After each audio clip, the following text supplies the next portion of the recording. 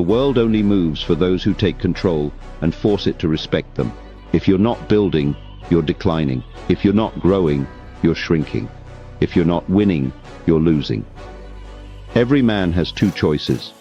Be the hunter or be the hunted. Be the man who writes the checks or the one who waits for payday. Success is not given, it's taken. Wealth is not stumbled upon, it's built brick by brick, with discipline and vision. The time for waiting is over. The time for hoping is gone. Now is the time to move, to build, to dominate. A man without money is a man without options. He settles for scraps instead of commanding the feast. The weak begin, the strong take. The poor complain, the rich strategize.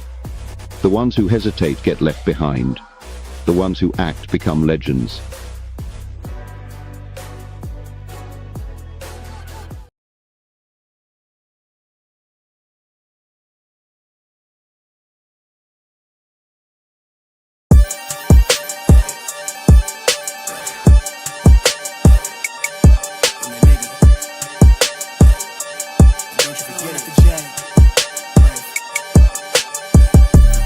Vibe blowing at the jack, got the loud jumping at the pack.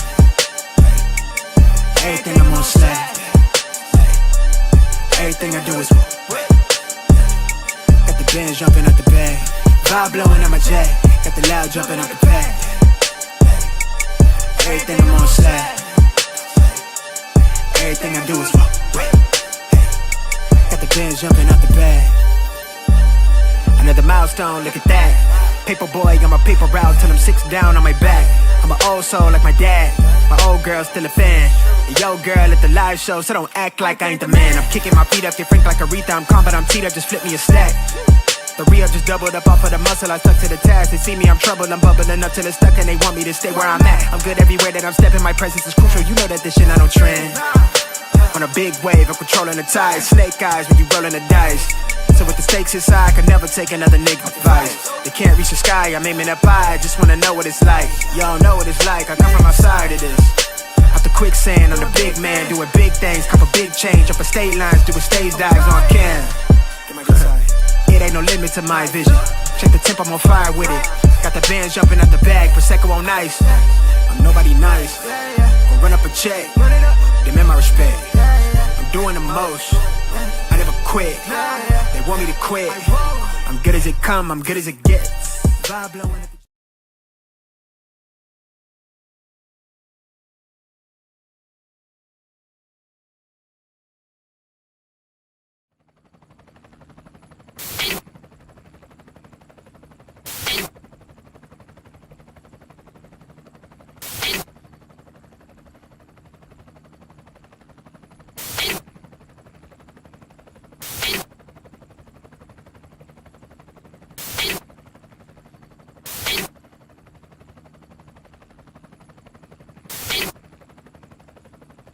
and you're in the Desert Storm bunker with Hollywood CGA.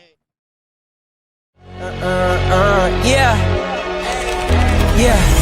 Legends ain't born, they built from the grind. From benches to banners, we sharpen the mind. We sharpen the sword and promise and swore that we going hard and leaving it all on the floor. Hey, yeah, we going hard and leaving it all on the floor. Hey, yeah, we going hard and leaving it all on the floor. Legends ain't born, they built from the grind. From benches to banners, we sharpen the mind. We sharpen the sword and promise and swore that we going hard and leaving it all on the floor.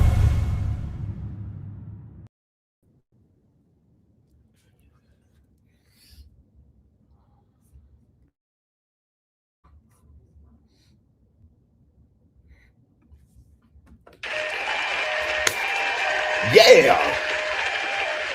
What's going on, everybody? It is Coach Greg Adams back in here with another YouTube live stream. Shout out to the Coach Gang. And that's you. For being in here, being involved, and being active on this YouTube channel. And welcome back to the early edition of the internationally known and well-respected, the recognized symbol in YouTube excellence and entertainment, the Boss Up Show, part of the Free Agent Lifestyle podcast here on the Free Agent Lifestyle channel. You in here with the Bruce Wayne of this ish, the King of Kings, the King of Content, and the Speaker of Truth, yours truly, the Notorious one, aka Mr. Coachellini, better known as the prognosticator, Coach Stradamus, and you're in Kuala Lumpur, Malaysia, with none other than Hollywood CGA, and also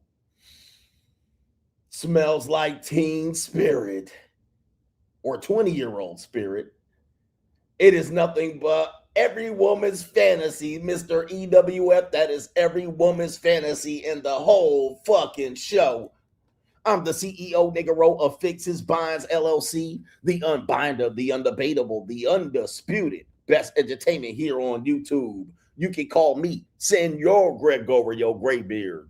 The ladies of the Southeast Asian, Pacific, and Far East call me Mr. Third Leg Greg. Was just also the man with one trabajo, that's the ecclesiastical Mitch Slapper forever. You're looking at the anointed one. Acknowledge me. You're looking at the founding father of the after pill, the junior college sociologist, the Morpheus of the Matey Matrix, the chocolated Confucius, the Black Moses, the deliverer, also known as the man that ecclesiastically walks in the spirit of Elijah. I'm the man with more nicknames than anyone in the game, but in case you forget those names, you can just call me. Many, many names. James Bond, the Lord of the official Lord of the Lings, Mr. Lean Arthur, after my activities in Cambodia. All right. We also have Hentai CGA, Malo Poppy, El Jefe, Primo, or you can just call me the legendary CGA and the benevolent monarch, see God Allah. And you're looking at the 14-time demonetized champion of YouTube. We got an early show today. Everybody on the West Coast still waking up with coal in their eyes. Who is this? See, is this? Who paging me? And why? All right.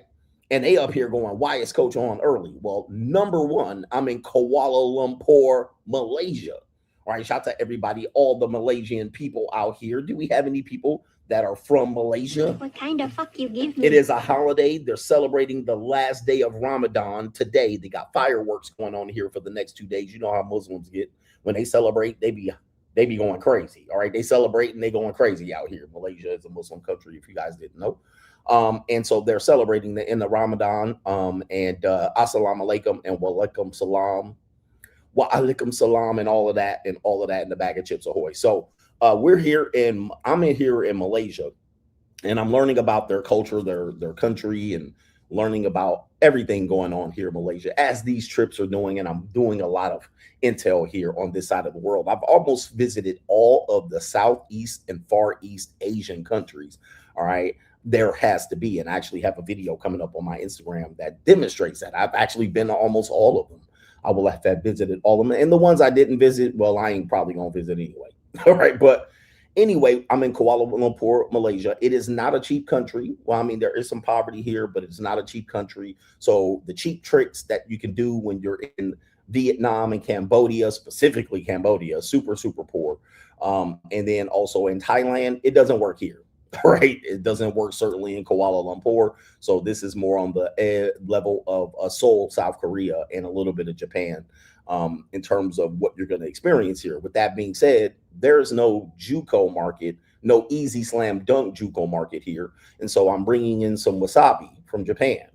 All right. Meaning that this person I met from Japan lived in Malaysia for a little while. So I knew that. And I said, hey, why don't you join me on this leg of the trip? And she said, sure, I'll join you on that leg of the trip. Your third leg was just phenomenal. All right, this is actually my fifth leg, but she's going to get the third leg. Your third leg was just phenomenal. All right. She's going to get the third leg on the fifth leg of my trip here. And it's winding down. It's coming to an end. This is my second to last stop. Technically, I'm going to be headed back to the Philippines because that's where my flight originated. And it is a round trip ticket. And I said, I'm going to just round the bases and come on back, and I'm going to head to Cebu City and then island hop, all right? Island hop when I get there. Shout out to all my island hoppers out there. Where's my island hop sound effect? Do I have that one? It's going back. All right, that's taking it way back. With that being said, I've flown myself to Paris. I've done Greece. I've island hopped. I've done all right, of I'm that. gonna island hop down in the Philippines, and I am actually have some calico there as well. So it's gonna be a great. The reason why I'm telling you all this is why I'm streaming a little bit what you call early. It's late here, all right. So I have to pick up Wasabi at the airport, and it's 9 p.m. here, so their flight gets in around 11, almost midnight. So there you go. You do the math. I was like, I gotta hop on here, or else there would be no show. I was just gonna be chilling. But anyway, I said, let's give the ecclesiastical coach gang a show. All right. I've flown myself to Paris. I've done Greece. I've island hopped. I've done. And all you guys of that. can watch the replay on the West Coast. That's what you could do. But to contribute to today's show, I don't know if I said this, but we'll say it again. It's $ the Notorious CGA on the Cash App, Venmo Coach Greg Adams TV. PayPal is paypal.me/Coach Greg Adams. And that's near the top of the description box on the Free Agent Lifestyle channel. And you can super chat by clicking the link on the top of is it on top of the live chat? All right, it should be on top of the Free Agent Lifestyle channel. We'll go ahead and mark it up right there. We'll put it up there right now. All right, we got the main event topic. ABC, the American Broadcasting Corporation, cancels The Bachelorette, a single mom divorcee. All right, she gets arrested for this wild video that surfaced as the premiere episode was about to drop. All right, they had it all set up. They had the media campaign set up. And apparently, I don't even know why they would have a bachelorette in her 30s who is a divorcee, a so-called single mom. And not only that, she's an ecclesiastical Mormon. She's an ecclesiastical wife. All right. And there's even more that I have to add to the story based on my research that told me this woman cuckoo for Cocoa Puffs. All right. But we're also going to possibly show the video that got her canceled. And this was a true test of where we are in our equality mission, because, you know, women been fighting for equality. The future has been female. And, you know, many times when these things happen, men come up with well, what about her? Is she going to lose her job? Is she going to get fired? You know, when things happen, they protect the woman, right? And then the man gets the blame, all right? It's Jermaine's fault. But in this situation here, this was a true test of the New World Order to see if they were going to cancel this woman or if they were going to go with well, it was a mistake. All right, she made a mistake. She was in a abusive relationship. It was a true test of where we are. And guess what? I'm going to say ABC right now has passed the test, unless they do the old bring them back like they did Jimmy Kimmel. All right, so we'll see. They have passed the test, and women are getting a double dose of equality, despite the fact that, well, when we show you the video, there were some women in there saying that that is not the entire story. All right, of course, they're still blaming Jermaine. But anyway, we got that coming up as a main event, but I got to get cooking because we do have a sub-main event. 52% of young men. This is Generation Z men. This is 18 to 28, 18 to 29. They believe that they don't have or make enough money to date. All right, we're going to talk about that, why that's on par with what CGA has been teaching you. All right, a lot of other people have been teaching you false doctrine. They've been teaching you hope. Well, I'm telling you right now, we're at a crossroad. So 52% of young men believe that they ain't got no money. They broke. They ain't bossed up. You know, broke ass niggas, bitch ass niggas, if you will. They can't afford to date. Now I'm going to tell you what the niggas are saying about that. What do you think the black community is saying about this? All right, there's two things the black community is going to say. There's the guys are going to say one thing and the girls are going to say one thing. All right, or the boys are going to say one thing and the girls are going to say one thing, or the niggas are going to say one thing and the niggettes are going to say another thing. And basically every time someone says it, you get a lot of people agreeing with that statement, but it never solves the problem. It never solves the problem. So one guy says the niggas are saying, I get it for free. All right. That's what they're saying. That anytime you see this conversation come up, you're going to have somebody jump up there and say, well, I get it for free. All right. So that's good. I don't have to pay any money when you date. A real one doesn't have to pay. If you got game, if you step your game up, that's the nigga's response. What is the niggette response going to be? What do you think the niggette response is going to be related to that? And by the way, that never solves the problem, right? It actually pours fuel on the fire, and it makes it a little bit, because now it's like, well, if you don't know how to do it, well, you gotta fix your sauce. It never solves the problem. They just leave you out here like, oh shit, I got to figure it out. Well, if you ain't know the game, if you don't recognize game, all right. What do you think the women? No, the women aren't saying these dudes are dusty. All right. The niggettes response, this is the typical response. They're gonna say, despite the fact that you hear all these birds out here saying that a man needs to have this and he has to have that, you know, that's the going rate. The niggettes are gonna say that they'll take less dates. Well, it doesn't have to be an expensive date. It doesn't have to be that. It could be a walk in the park. It could be, you know, a festival or fair. That's what the niggettes are going to say. And it's almost always in the comment section. And you go, despite the fact, like we already know that's not going to solve the problem. All right. And they're going to say that, but they don't say that in the other posts. They say, well, these bum ass niggas, these dusties and they dirties, I'll never go out on a coffee date. That's what they normally say. But now all of a sudden, when they're trying to solve the problem, oh, it doesn't have to be expensive.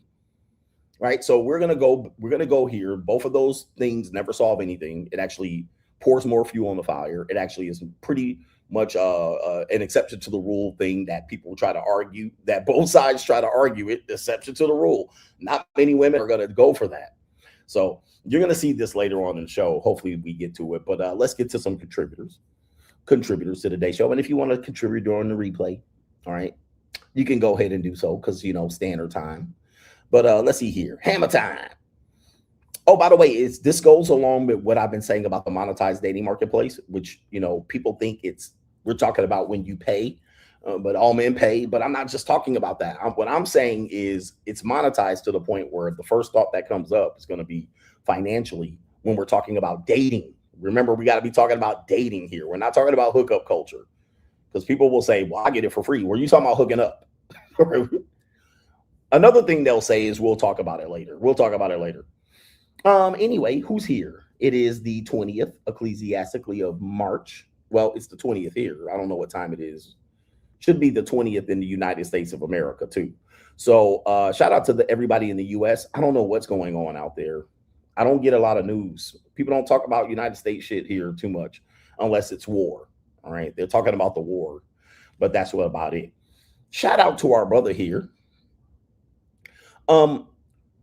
This is a no government name, says, why can't people see that the saint, he's talking about the saint and the sinner. Shout out to the saint and the sinner. He's going to diss the saint and the sinner here. All right. He says, why can't people see that the saint is just an effeminate, fast talking mouthpiece niggy? When he is triggered, he will say anything and everything to win, even if it's not true, and use sign language better than a female. His beef, he beefs like he's a bitter baby mom, MLD, Tommy, and now Fresh and Fit. And let's not forget Kevin Samuels. So, well, that's what you say about him. I have a pretty good relationship with the saint and the sinner. I'd call him an effeminate, fast-talking mouthpiece ninja. All right, but he does have this belief system. His belief system is documented. He has a book, which is way better than most people in terms of a philosophy or a philosophical standpoint. He does have some background educationally that he's able to demonstrate related to, I believe it's political science. This is background. And then he's taught and some other things that people have said about him negatively and exposed him, and which is none of my business. All right. But he does have a lot of beef, right? Meaning that, pause, he does get into it with people, which I'm saying, when you're getting into it with a lot of people, you're making a lot of enemies. And typically if they're YouTubers or social media characters and you enjoy getting into beefs, or I don't enjoy that particular thing. Okay. I don't enjoy that particular thing, always kind of calling out people or kind of looking for attention or trying to expose people all the time or confront people. I'm not into that. I don't have the energy or the time for that. So I do notice that about him and certain characters in the space, that they tend to harp on that or look for that or try to make it a point to expose somebody that is in the content creation game. And that can only go so far. All right. But shout out to our brother here. All right, all right. You guys got the goofballs in the space. All right, yeah. Shout out to the brother here with the comment, and shout out to Saint and the Sinner with that. But I have a good relationship with them But like I said, I'm not about to go back and forth with these niggas. I'm not about to go back and forth with niggas just for I don't know what reason. All right, I'm going to put my shit out there and keep it moving. And he says, I'm not saying Saint doesn't have any real grievances with those guys. He says, I just hate when he argues like females and can't be reasoned with. Deflect, redirect, sign language. He was going low when Tommy and MLD weren't even trying to argue. Disgusting son husband activity. All right, he's going in there. Yeah, well, some dudes like to argue. Like I said, like I'm not the dude that likes to argue. He likes to argue. Like I don't know what it is. Like some people just like to argue. They like to go in. All right, and sometimes you're not even aware that they like to argue, and you're like, whoa. All right, you're caught off guard, which is difficult. All right, it's difficult to deal with a person like that when you're just caught off guard. You're like, I didn't know we were arguing. All right, so watch out for that. All right, for people who like to do that because you're disarmed and then they'll just jump you. All right, and then you're like, whoa, and they're prepared, thorough. Shout out to our brother here. TW said, genius, brother. All right, shout out to you, genius. All right, who's a genius? Me? All right, shout out to you. Where we at here? We got some people over on, this is PayPal activity.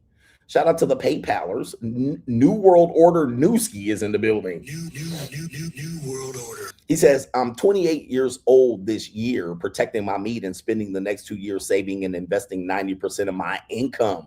Shout out to you. I want to go into my 30s with $300,000. Shout out to you. He says, I learned a lot from CGA. Can't wait to sponsor a month of show. Shout out to Newski, New World Order Newski. And as I said, a lot of times when you're in the space, okay, and you don't know where to get in, where you fit in, your last stage of grief is that acceptance phase, but there's a step beyond that, which is a contributor. And anybody who donates or a part of the coach gang, you're a contributor. All right, even though you might know everything or you might know what I'm going to say or you watch me for years, you can still contribute. And what Newski does, he contributes a lot to this show because he's over on Locals every day. Okay. He's over on Locals every day, dropping some great videos. All right. And so I remember one show, I think I'm guarantee you 90% of the videos that I showed you were suggested by Newski because it was one of those days I think I was traveling or I might have been at home or I had to get a quick show prepared. And all of his videos, like he had just put down 18 videos on Locals. And I was like, click, click. And I was like, damn, the whole show is the New World Order Newski. Yeah. That's called a contributor. Okay. So some dudes get bitter. Some dudes get bitter. Some like, oh, I'm gonna outgrow this. Some people just want to kick in the door or kick the door out when they leave, whatever they do. I always tell you to contribute. All right. Be a contributor. All right. Let me see. Was this from last week? Maybe we're going to give it to our brother here. It is EE the OG. As a Texas private school kid, I felt that rant about despising these low-down niggies. I can't relate to flying to H-Town or Fort Lauderdale for these NBs. After seeing Cali, Florida, Vegas, New York, I'm pretty much good on the U.S. Tennessee is on the list for white women. If I don't need a passport, I'm not going. Shout out to you. He's pretty much, yeah, I mean, there's only so many places. I mean, I love America, but there's only so many good places you're going to find good quality women there if you want. But yeah, man, who goes to Houston to go find? I mean, Houston is not it. I actually met some girls from Vegas recently over the last year, and they moved from Houston. And they kind of was like, oh, I'm from Houston, kind of like bragging. I was like, it's like, all right, yeah, Houston. Oh my God, I have like, but one was a black girl, beautiful, beautiful, thick. Y'all would call her thick, and she was thicker than a Snicker. All right, and caramel skin. She was a beautiful chocolate sister. She was like a hot cocoa. She was like a big old cup of hot cocoa. All right, nice and soft looking. I wanted to squeeze them lungs. All right, but I think I would have busted in 10 seconds. All right, but anyway, but yeah, man, I was like Houston, and I was like Houston ain't shit. You know what I mean? I ain't trying to diss Houston, but then another girl, a white girl, was like, "Oh, I came from Houston." I was like, Like she was trying to impress me, Houston. All right, anyway. Fuck Houston. All right. There ain't shit going on in Houston. All right. Shout out to everybody in Houston. There's some 10s, coach, in Houston. Last one, Johnny Las Vegas says, glad to see you're enjoying your Ling fried rice and sea Mexicans in the Far East. Did you hear about the Houston rodeo being shut down all over in Texas? He says, way too many YNs showed up to the rodeo in country hats and boots. Several brawls broke out. Police came, and now the whites are pissed. Well, are we surprised? All right, the same thing's happening in Daytona Beach, allegedly. I've been seeing all over the gram. The niggas are took over, man. I'm telling you, man. Anywhere when you get Dallas had an issue with the St. Patrick Day's celebration. All right, Houston had issues with niggies and NBs showing up at the rodeo. All right, channeling their inner Beyonce.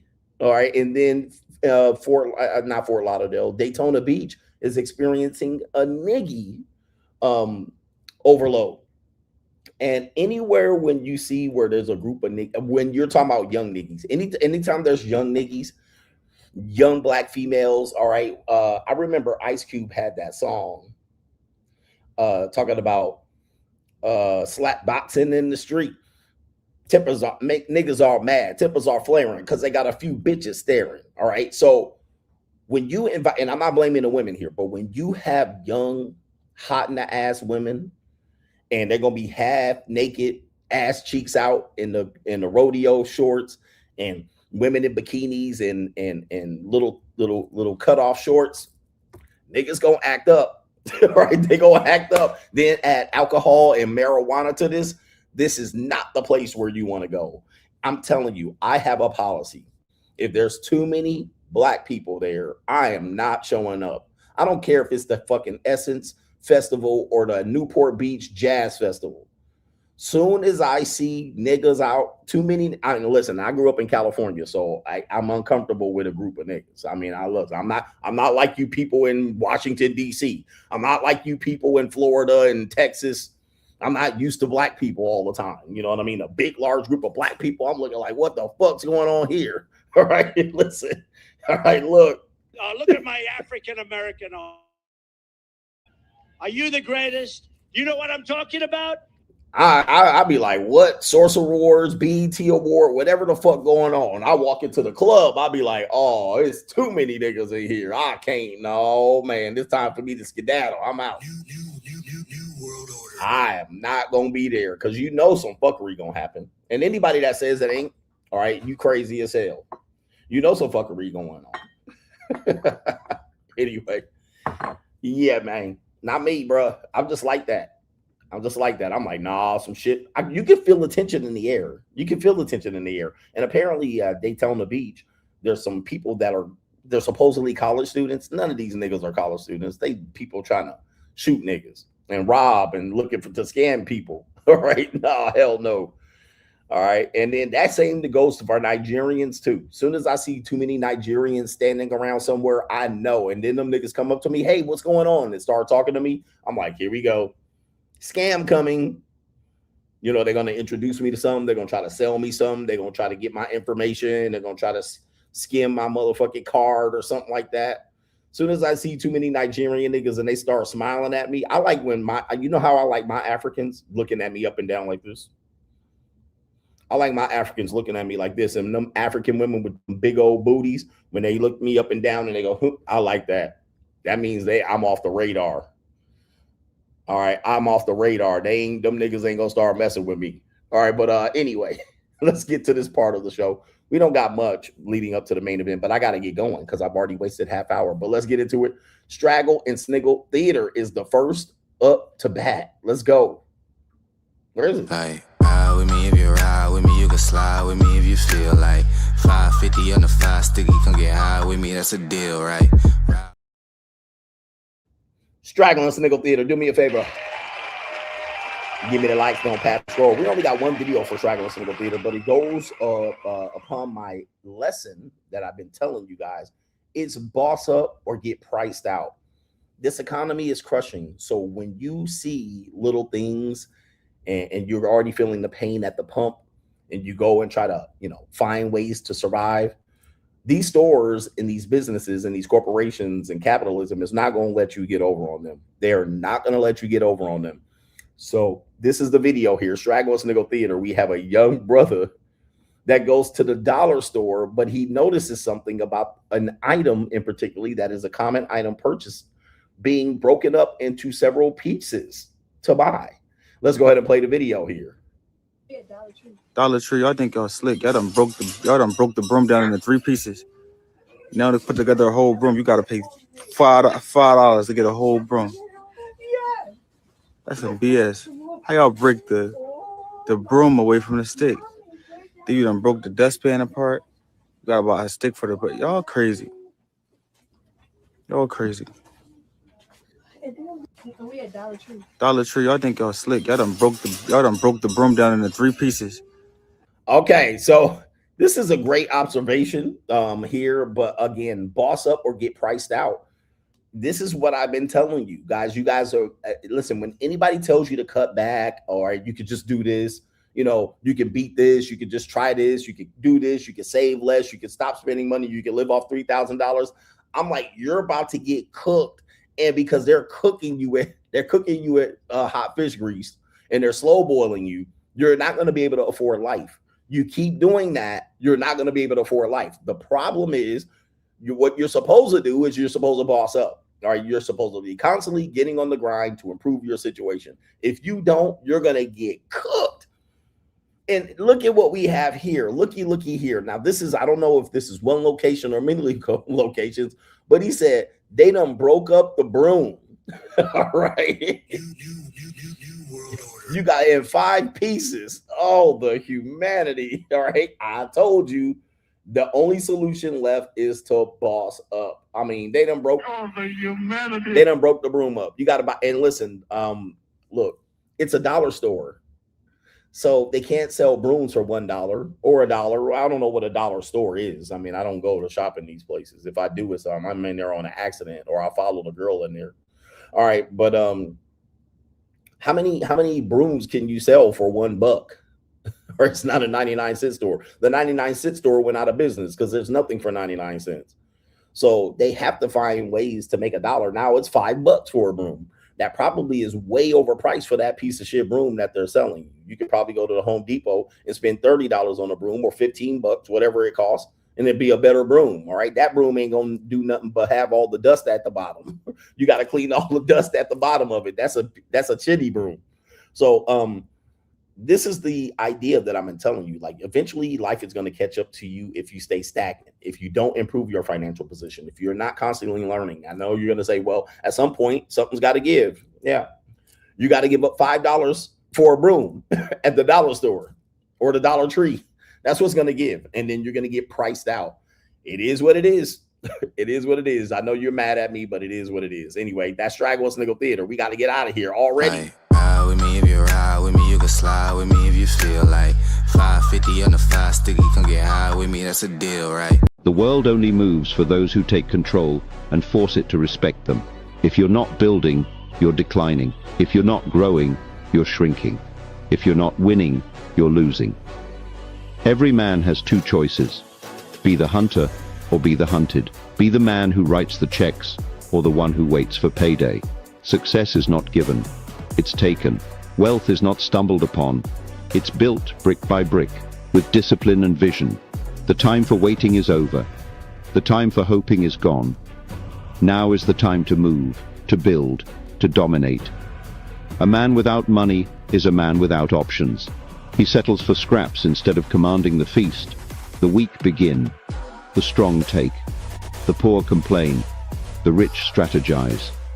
The ones who hesitate get left behind. The ones who act become legends.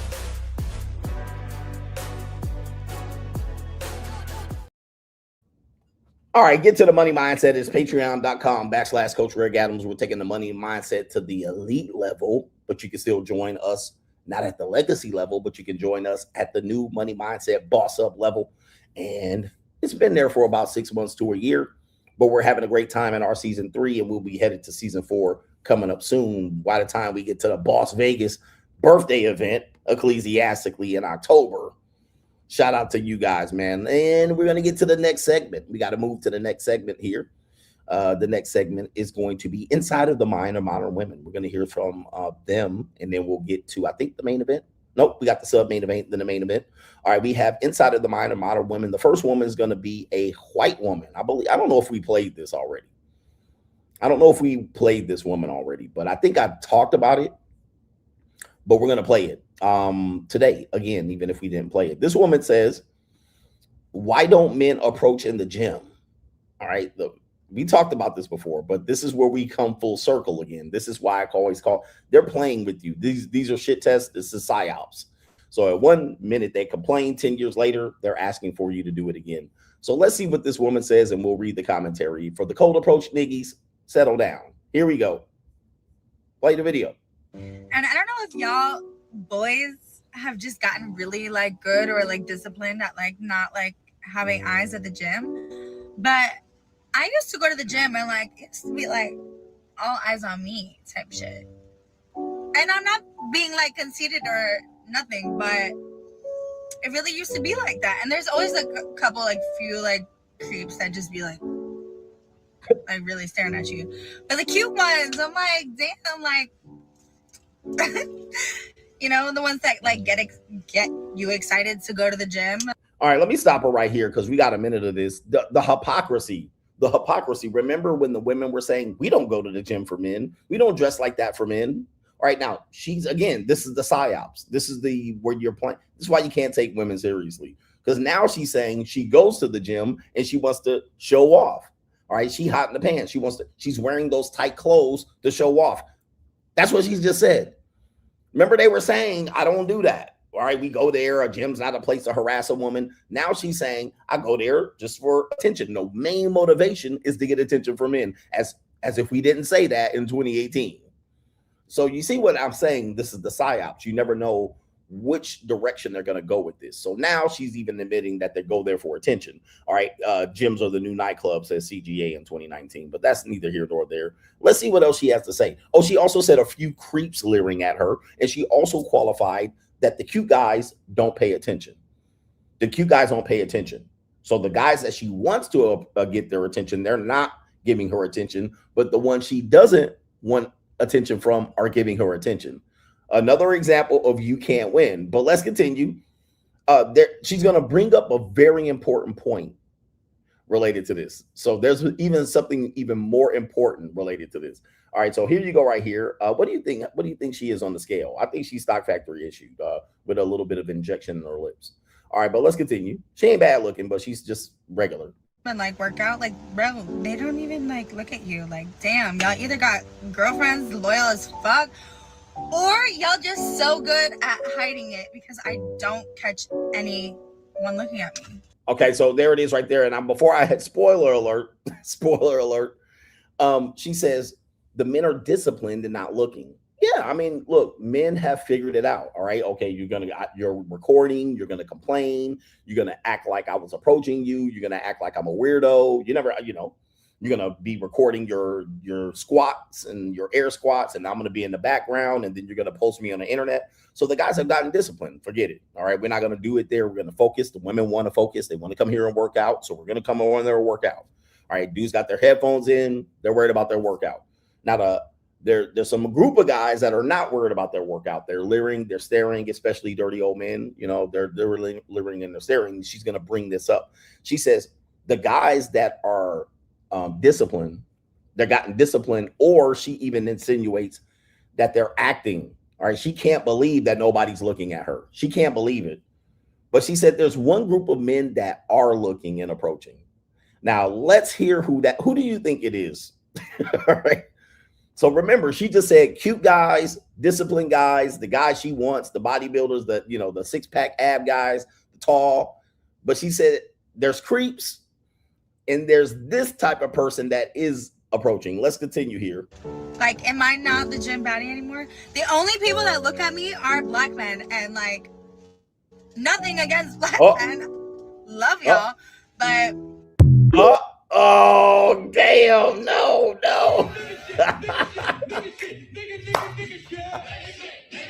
See, this is going to come up later in the show.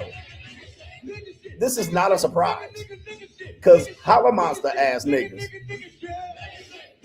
So when black men say this game and step your game up and don't be scared, I'm saying you're doing something that all these niggas are doing. All these niggas are undisciplined holla monsters. You're just going to be the next holla monster.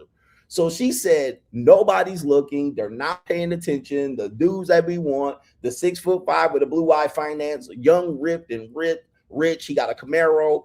All right. He got this. All right.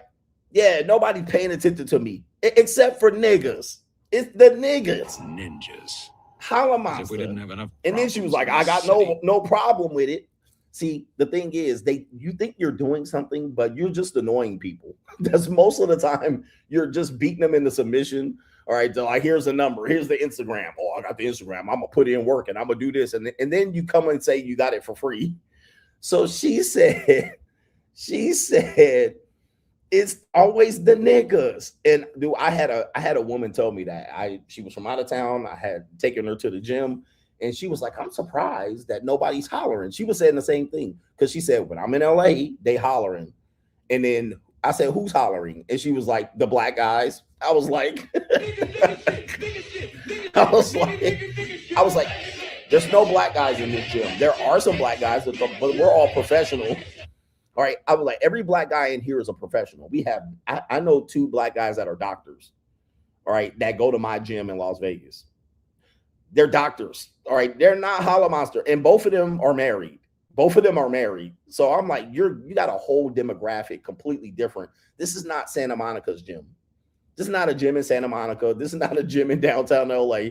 This is a gym in Las Vegas, but it's a high-end gym. Most of these people are professional. Most of them got kids and married, careers. They're not going to be hollering. They may wink at you. Some old guy might wink at you. So she was basically saying she was surprised men weren't hollering at her the whole time. And when I asked who, she was like, well, when I'm in LA, and I was like, who's in LA hollering at you? The niggas. Holla monsters. All right, holla monsters. And so there it is right there. Okay. There it is right there. That's not a shock. So this whole video confirms everything that I say. And she's even saying it. Oh, she wants a certain type. The types that are looking at her, she doesn't want them. Then I go to the gym for these type of guys to look at me, but they're not looking at me because they're playing a game. They're playing the game of ignore me. All right, I'm the main character here. They're ignoring me on purpose. Not that they're on their purpose. They're ignoring me on purpose. And then she said, well, the other guys, the only guys that do talk to me are the niggas, the holla monsters. One looking at me. Like, am I not so good at hiding it? I don't catch anyone looking at me. Like, am I not the gym baddie anymore? The only people that look at me are black men. Yeah, and what? And like, nothing against black. Yeah. Look, dude, there's something. I had this white girl tell me this, and she was one of the basketball players that I coached. She was an All-American softball player, and then we were down on the roster, and she had a year of eligibility to play sports, and she was still in school, so she played for me. So we didn't really have a coach-player dynamic. I didn't recruit her. She was an All-American softball player. She came over, and I was like, I'll help you play basketball, but I'm not going to be your coach like that. So we were kind of more like mentor relationship. We were never like coach-player, if you will. But she basically said this, and I remember this. This was in like 2012. She said, I know when I'm gaining weight because more black guys start talking to me. I know when it's time to lose weight when all these black guys keep talking to me. She was a white blonde girl, and she was a softball player, so she was thick, muscular type of girl. She was a great softball player, by the way. But she's like, when all these black guys, I know it's time to lose weight when all these black guys start talking. And I think she dated black guys. She was the type of girl that would date a black guy. So, but that's what she said. All right. That's what she said. It's a crazy, crazy shit. All right. Who in here about to get banned? Look at these niggas, man. Hey, man, who in here, man? Look at these niggas. All right. That's crazy. That's crazy shit. But you get banned. All right. Shout out to you. Thank you. All right. But that was crazy. Niggas. All right. So what we got inside the mind of modern women? We have a woman that, I don't know, man. You guys got to ask this question here. how many women actually like or have a fantasy of having sex with multiple men? Now, let's take it from the men's side. A lot of men have a fantasy of having intimacy with multiple women, right? We have this fantasy, threesomes, orgies, right? We have a fantasy, but we sometimes believe women are different. But I think inherently what men don't understand is that women have a fantasy of being dominated. Some of their domination fantasy is that they want to be dominated by multiple men. Now, we've known women to carry this out, namely like the girl on OnlyFans, the blue girl, and there was another muskrat looking girl that carried it out. But you don't realize the genre, the gangbang genre is something that appeals to women. There's a prawn genre called gangbang. That's not something that appeals to men. There is probably some dudes that want to watch that and might get off, but most of that is geared to women because they naturally have this fantasy. Now, some women are going to say, I don't have this fantasy. Coach, you're wrong. I don't want to catch an STD. Hold the phone. Listen. That's not having the fantasy. You just don't want to have an outcome that is undesirable by carrying out the fantasy. That's two different things, right? You might want to feel dominated. You want to feel the attention and the energy in the room. You just thinking about STDs or STIs, and that's turning you off. That's not the same thing as not having the fantasy. You're just basically rationalizing why it would not be a good idea. And it could be not a good idea because you're exposing yourself to that. Okay. But when it comes down to it, a lot of women have this fantasy, and yes, most men do not have the stomach related to this. They don't have the stomach at all. So let's take you to inside of the mind of the modern woman. We have a woman that says, yes, for sure, she has a fantasy of being ecclesiastically gangbanged. Let's go ahead and take you to the video. Here we go. The same time? Yeah, I ain't gonna lie. Shit, give me 5 on. 5 on. Whoa. I just want to see how that shit feel like. Shit. Like, I just want to see how they feel like, damn, all these niggas in the room for me. Shit, nut in my eye. I'm my mama. Put your name on my face, that eye. All on. Shit. Well, damn. Shit. What happened? Shit. I didn't well, we can't act like that. We be wanting that shit. Yeah, exactly. Exactly. Especially when it comes to NBs, right? When it comes to NBs, a lot of them. Remember this sound effect? There was 2 cops, 2 black cops that came to the door, and this woman was drunk and tipsy off the Henny, and she immediately thought, all right. And so when you're looking at it, some women do think that, yeah, that's one thing that there's. Listen, I'm not a woman, so I can't really relate to it. I could just describe it how it's been told to me and how I've learned about it from being in the BDSM genre of intimacy and being a grown-ass man. I can't explain what they feel, but she just described it. The attention's on her. All those men have attention on her. I've actually been in situations where it was the woman that initiated it. And now when I do hear stories about a woman being victimized this way, I kind of got to give them the side eye.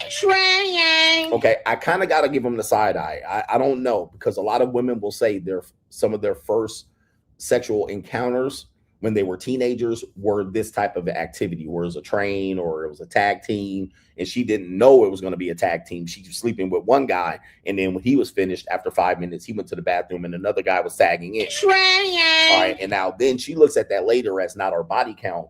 She looks at that as a sexual assault. But sometimes I got to go, because knowing that that's a fantasy, right? That's like a dude having 2 women over, and then he's like, I didn't want it to happen, you know, and then they start getting naked, and then they just start telling me to push it here and do that, and one starts sitting on the other one's face, and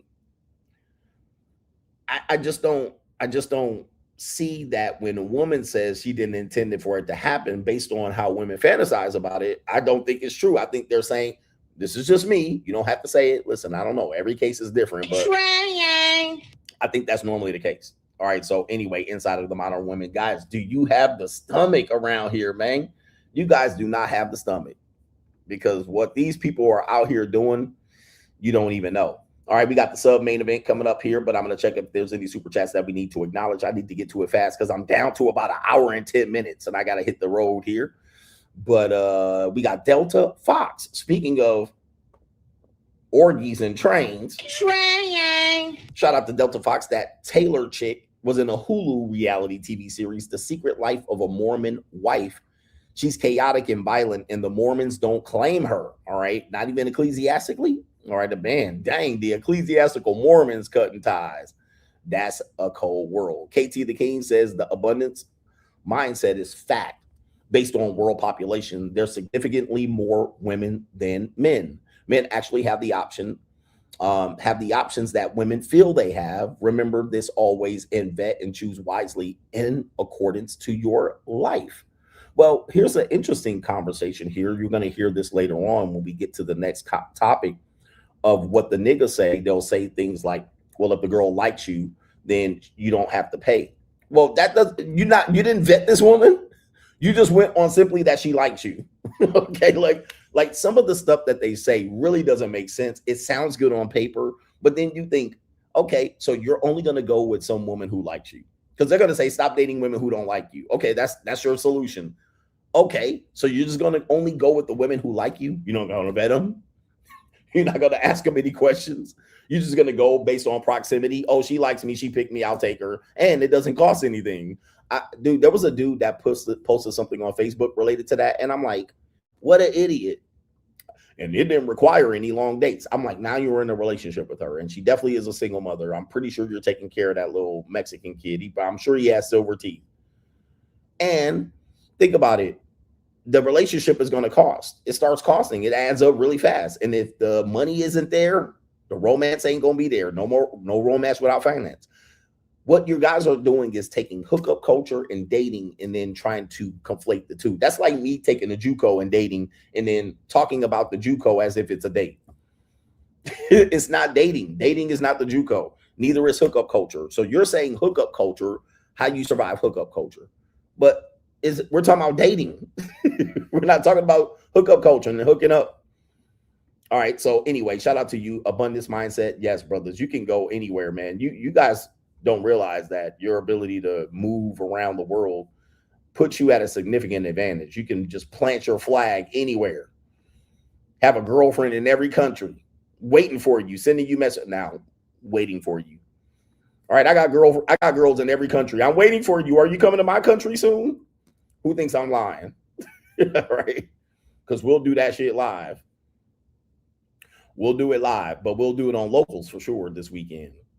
Let me check if there's any cash apps, ecclesiastically cash apps. Nope, there's none. Okay. We got shout out to Jacob says, these MFers are ungrateful and it's all Jermaine's fault. They don't appreciate your contribution and advice. Ungrateful mofos. Appreciate your work. He says right here, even if these guys talk their smack, you're highly appreciated in their world, in my world, and my two cousins' world. So keep up the good work. Thank you, coach. Yeah, man, you guys see what's going on here. I think I have successfully triggered the broke niggas. Right? I've triggered the losers. And of course, they're going to fight back. Typically where they fight back is in the comment section in the chat. And anytime I post me with a woman, ooh, does that piss them off? And you got to ask yourself why. You got to ask yourself why. Because I don't know what they was thinking. But if I post myself with a woman, oh my God, they come out of the woodworks. It is like madhouse. I'm like, man, this video already got 50 comments. The last shorts that I post got 50 comments, and that was a week ago. But boy, do the haters come out. All right. In their world, I'm going to tell you this. An angry man said this when I debated Andrew Wilson and won. What comes out is that, and this does happen psychologically, is there's a level of support. We're going to support you, but you can't be better than me. Okay. But as you get better than me, I'm going to root you on because you kind of came from nowhere. So I'm going to root you on. But then what happens is once you start getting way better than they thought, they're like, we didn't think you were going to be that successful. We didn't think you were going to be that good. We didn't think it was going to work out that well. Then they really come out. All right. Then the support switches to hate, and haters going to hate. But hey, listen, if you ain't got no haters, you ain't doing nothing right in life. But we also got the great supporters of the Coach Gang. We also got the great supporters, and you guys support me and you support your own efforts and all of that. I get mad respect in public, in real life, not in these comment sections. In real life, get mad support. But yeah, man, they really come out of the woodworks. I post a video talking to a woman. I don't know what it is about that. And it's not just me, because King 6'8" the Great, everybody gets this. It's like, what is going on, man? Men are really distracted and triggered by men that have some sort of success with women, or at least they're demonstrating success. They really get pissed. He's just doing this, and he just got it because he's tall and he's ugly, and because he's black and he's muscular and he got money. Shout out to our brother here. It is the warrior. If your girl or a girl you know is in a college fraternity, chances are she got a train ran on her, or she was ran through. I think you meant a college sorority, but I know what you meant. Yes, initiation time, right? Initiation time. Chances are, they party hard, and they also have brother and sister fraternities, sororities. Every fraternity has a sorority sister group. And especially if these are large fraternities, you got to watch out, and they'll never tell because, well, they've been initiated, so they'll never tell you, but they're going to show up ski all at your wedding, and then ski, she been skeeted on, all right? They out there doing crazy work out here. All right, with that being said, let me check the Venmo. We got a Cash App. Shout out to the Cash App. It is Rich. Says, ecclesiastically paying my dues. Shout out to you. All right, paying my dues ecclesiastically, and it's Rich. Shout out to you. Who agrees with that? If a girl's in a sorority, she got a train ran on her, at least. Well, you guys know those. You guys go to those initiation events. There's a lot of sex stuff that happens in those initiations. Okay. A lot of sex stuff happens in those initiations. So, yeah, it's true. It's not just weird shit like, doing weird things like streaking at a football game and standing out in 10-degree weather with your shirt off, or embarrassing things. Sex stuff does happen in these initiations. So, sometimes with the males on males, wrestling initiations, watch out for that. Right. So yeah, they be out there. They like, let these 3 Q dogs run a train on this, AKA train. Ask Fannie Willis and all of them. Sororities and fraternities protect their secrets here. All right, what do we got here? We got what's coming up next? Oh, we got the sub-main event, then the main event here. Oh, we got this guy. Remember, I showed this guy earlier this week. The sub-main event is let me see here. We'll just call it Boss Up. By the way, we're in Kuala Lumpur, Malaysia. If you're wondering why we started early, it's because, well, I have a time zone issue deal. I'm in a new time zone than I was in Cambodia and even Vietnam. Now I'm an hour more behind, and now that means I would have to start at midnight, which I'm not going to do. And also, since I don't even know where I'm at. I'm in Malaysia now. I'll be in Singapore in a few days, but I'm in Malaysia. Since Malaysia has a different way of doing things, I bring sand to the beach in Malaysia. So I brought one of my Japanese friends over here. We call her Wasabi. She comes over from Japan because she used to live in Malaysia. All right. And so I said, I'm going to be in Malaysia. I'm not going to be in Japan this time. She said, I'll come from Japan to Malaysia. All right. And so I got to pick her up from the airport here, and I got to leave in 1 hour. So that's why we started early, but it's somewhat earlier. Not all the way earlier, but you'll catch the replay. As if you needed to tell you that, but I don't give a fuck. But anyway, back to the part of the show. Kuala Lumpur, Malaysia is not for broke niggas, just so you know. So just state it's not a passport bro destination. All right. All right. What do we got here? Fuck you, Boss Up. We have a story that says 52% of men believe let me get the right thing here. 52% of young men, this is Gen Z, I'm assuming, says they can't afford to date. Money has become the number one barrier to finding love. As I've been saying, okay, I've been saying this for the better part of 3 to 4 years. Okay, now we're going to have some people that argue the opposite, but it's always exception to the rule. It's always anecdotal. That's the anecdotal response, exception to the rule. It's always something that solves nothing. It doesn't solve the problem, right? You got to step your game up. All right. Okay. Well, if you game recognize game, and if you don't know, so they end up doing these statements that the normies agree with, but it doesn't solve the problem. And I know that. So that's why I'm against some of these things that people say, because I'm like, that don't solve anything. That doesn't solve anything. It ain't going to make the numbers go up just for somebody stepping their game up. And then what it is people don't have money, and money costs in love. Like there's no money. There's no love without money. Now, somebody will say, again, they'll use that, well, if she really loves you, it'll be for free. That's not true. You're talking about hookup. That's a hookup. You're talking about hookup. I hooked up many times with many women, and I didn't have to pay anything. You're talking about a hookup. We're talking about dating. We're not talking about hooking up. All right. So we have to have this conversation. I said relationships and love, not hookups. All right. So let's get to it. We have this guy that was earlier in the week. I featured him. I'm not trying to shame the guy, but take a look at this right here, or listen to this guy. Like, I don't know, like, fuck, can somebody please help me? Like, tell me what it is I'm doing wrong out here, bro. Like, I'm so fucking tired of trying to find somebody that love me. Fuck, man. Like, I love so fucking deeply, bro. Like, I don't know, man.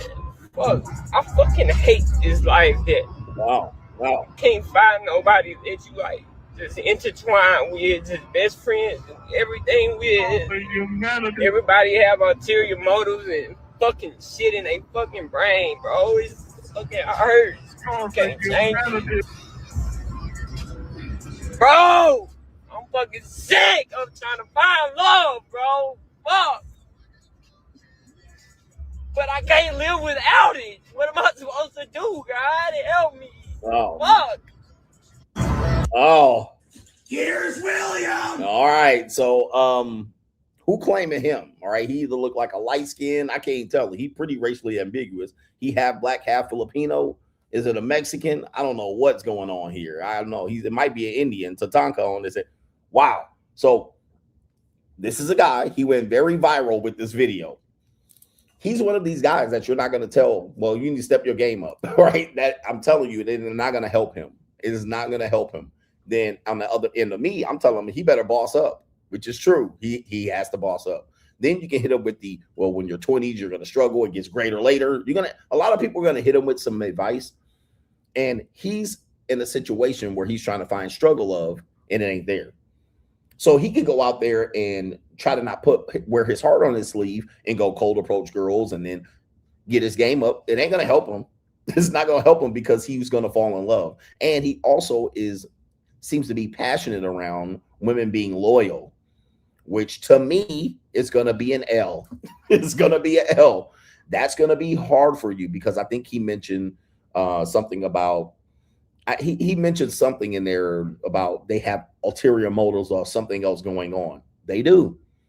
He's at the age where women got multiple things going on and multiple oars in the water and multiple motherfucking pans in the fire.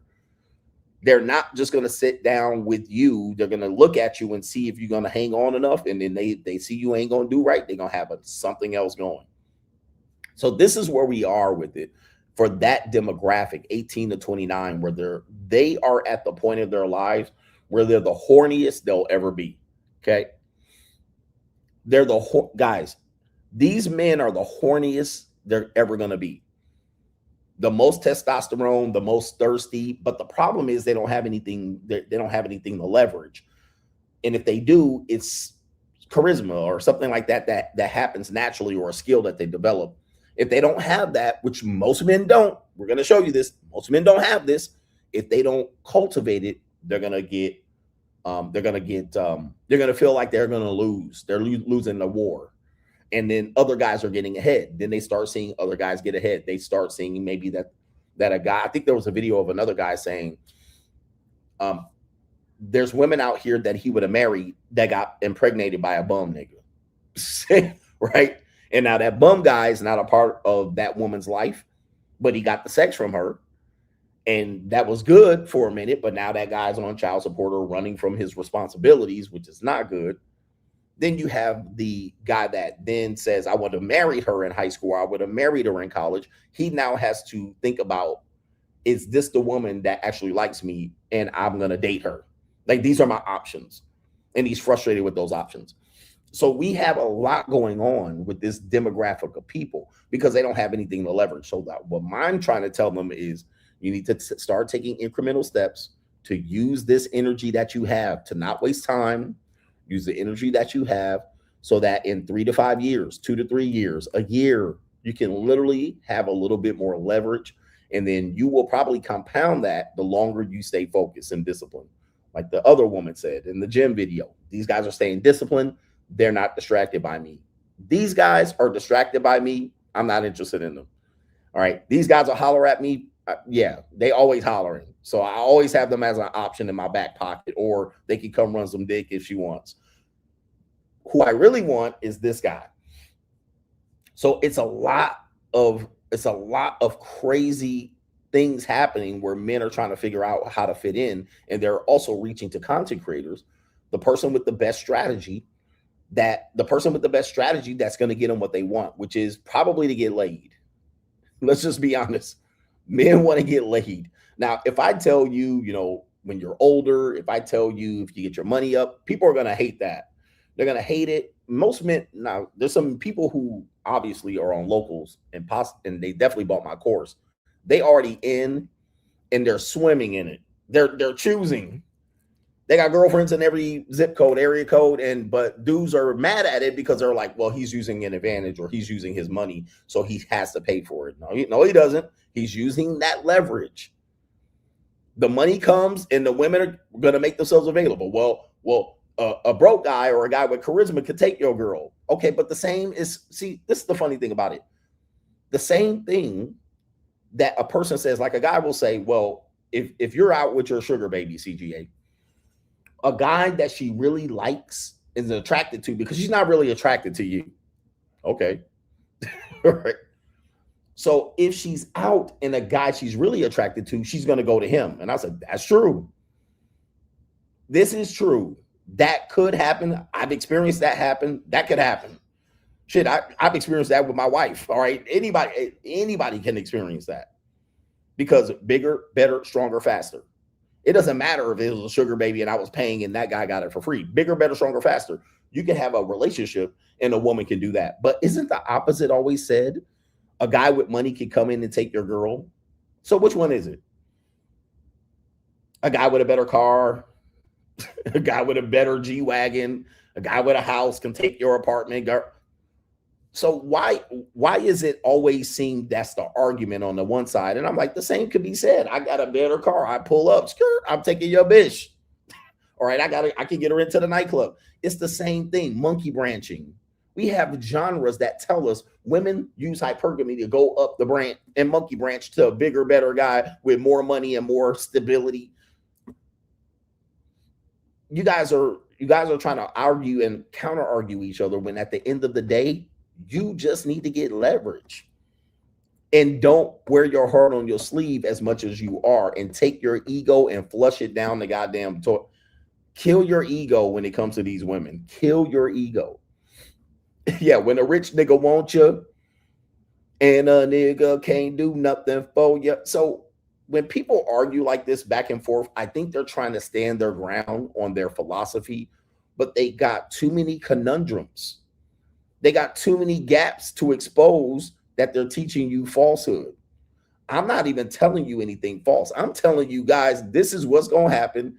You guys are wearing your heart on your sleeve. What? Men are in love. Women are in business. I'm trying to help you out. And you can easily change that about yourself. That's what you can change. You'd be like, all right, maybe I should listen to CGA. They are in business.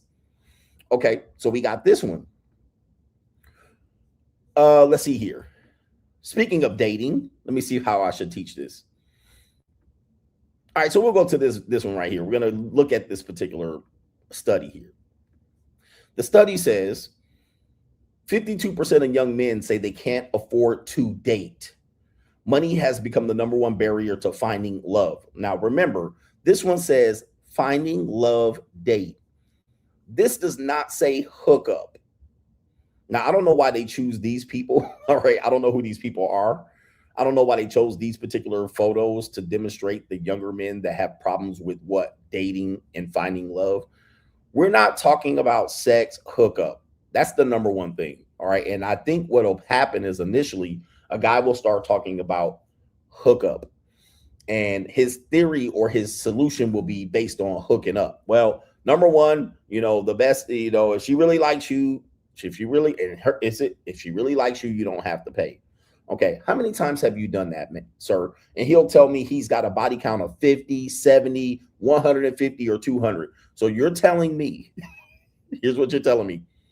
You're telling me that the solution for these guys is to have sex with 50 women to prove, that's your experience, Mr. Anecdotal Evidence, to prove that you don't have to pay. That's false. All right. And I'll show you it as an example of this right here. Let's see if we can find it. And these never solve the problem. It's never solved the problem. Here we go. Let me see here. I think we have it right here. Here we go, right there. All right. Can you see it? Dating is free if you date women who actually like you. Making women like you is very easy. Gentlemen, if it was that easy, tell us how to do it. Number one, you can't tell us how to do it. They'll then start talking about, well, if you don't understand and the game is to be sold and not told, they'll start selling you a course and shit like this. All right. Which, if everybody did that particular strategy, that would mean that the women would become immune to that strategy and it would take a better effort. You can't all do the same thing. All right. That's number one. If every guy did the same thing and said the same thing, pickup line and same strategy, the women would become immune to it, particularly with Western culture women. Women in the United States, they're pretty much immune to the bullshit. Now, I can do the same thing in Vietnam to women that you did to women 30 years ago, and it will work. All right. So now you're having this that doesn't solve anything. It's easy to do. Please describe. Now, I'm not saying I need him to help me. I want him to describe it. Because that somebody's on the other side of the screen like, Coach, man, because you don't know. Oh, I know. Trust me, I know. I'm 50. I want you to verbalize it. I want you to describe it so I can see what the fuck you know. And more than likely, you can't do it. Okay, you won't be able to verbalize it. Tell us. Speak. Let's go. Lay it out. Oh, well, you're not gonna hear anything. All right, or it's gonna be bullshit. It's gonna be, I'm gonna shoot it full of holes. Soon as he starts talking about it. Okay, so here it is right here. Dating is free if you date women who actually like you. This is another one of those bullshit conversations that we have that doesn't like abundance. Okay, so if a woman actually likes you, and I have a few women that actually like me currently right now. All right, they actually are liking me, if you will. Now, when I mess with them, it's free. But here's the problem. I have abundance. Now, if I lacked abundance, I would just go with them. But they're not really my type. Right? They're not my type. They're decent. They're good people. They're not who I want. However, I can get who I want. I can get access to it. Whereas you can't. That's bad. That's not a good thing to do. Because what if this woman has a tattoo of a fucking cross on her forehead? What if she's extreme? What if she's a piece of shit? What if she got jail history? There's some women that like you and you go with them only because you like abundance. You don't go with a person just because they like you. You at least got to be attracted back. But if you're not attracted back and you're only going for them because it's free, that is a horrible strategy. Now they'll say some pimps do this and say, that's what I keep telling you. This is a horrible way to go about life, bro. because it's demonstrating you don't have options. This is a terrible advice. This is terrible advice. And people think this is legit advice. If you go with somebody that actually likes you, no, that's dumb. Like, move to another place. You're only going to go with who likes you. This is terrible advice. But if she built like a fucking hog, this is a terrible piece of advice that I've been shooting down for a long time. Dating is free. So the only reason you're going to choose her is because dating is free and she likes you. Terrible advice. Terrible advice. But this is the type of advice that people say, and you can't even, I can shoot this down like crazy. This is going to get you in trouble. You're going to waste time with this person. You're going to find yourself being with a person that's not going to improve themselves one bit because you've accepted them at their worst, and you only are with them because they like you enough to make the dating free. Horrible advice. All right, let's continue here. We got another piece of advice down here. This is a woman. Now, this is the woman's advice here. Okay, because typically, and by the way, when the Black community starts giving advice, duck and run. Even you have to include myself. The Black community has the worst dating record on par. I mean, in history, the women and the men. And then when you're dating Black men and Black women, you're talking about two people who are not even compatible with each other most of the time. Okay, so now we have a Black woman that says a date does not have to be expensive. A walk in the park, grab a coffee, be creative. I love simplicity as long as the goal is spending time and getting to know each other. Again, spending time. Spending time. That's paying. Again, I keep trying to prove this. She said, in the absence of money, you got to spend time, aka money, energy, attention, and time. Now, because you don't have the money, it requires you to pay with time, which means in effect, she'll deal with you as long as then she can snatch time away from you from whatever the fuck you had going on, right? Your purpose, your job, you start leaving work early, you're spending time together. She says, well, I guess then we'll spend 5 days a week. I really like you. You don't have to pay. We'll just eat cheap tacos and Uber Eats. We'll split the bill because she likes you. Guess what? You start pissing off and tricking time. It's right here in all my teachings, guys. I teach this just so you guys can see exactly what I'm talking about. Now, the other piece of bullshit in that is that it doesn't have to be creative. It doesn't have to be expensive. She says right here, be creative. That's a trap. That's a trap. So being creative doesn't solve the problem because now let's say I'm creative. I'm sorry. Let's say I'm dating this woman in particularly. And this is an old woman, by the way. This is an older woman. This is not a woman in the dating age that they're talking about. All right. And I can prove it here. Let me see here. Let's pull up her picture. And I'm guessing here, but let me see here. I'm going to pull her picture up.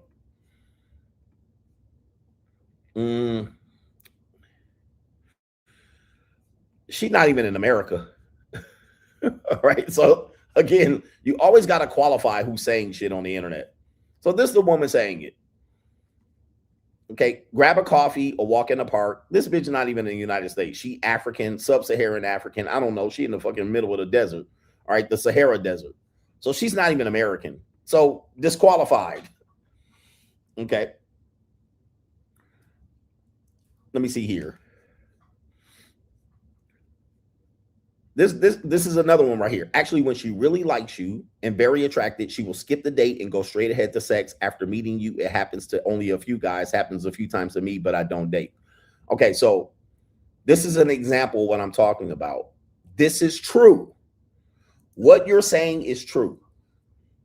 I've experienced this way too many times that I care to fucking acknowledge on these streams because I'm not the one to try to tell you how I've been with my life too much sexually inaccurately. But what you're describing is not dating. I don't know how many times I have to say this. You're not describing dating. Remember, let's go back. You're describing hooking up. You just said, and I'm not yelling at you, you just said it's happened a few times. You're not talking about dating. How many times do I have to say this shit? You're talking about hooking up. When you give hookup advice for dating advice, how does that improve the conversation? I've had this happen in the big, nothing happens. We fuck 2, 3, 4 times and it's over with. This is not dating. Okay. She wanted a date, but I switched it up. So you're no longer dating. Okay. These guys, you can't talk to people, man. I'm telling you, they can't fucking get it through their head. You're not talking about dating now.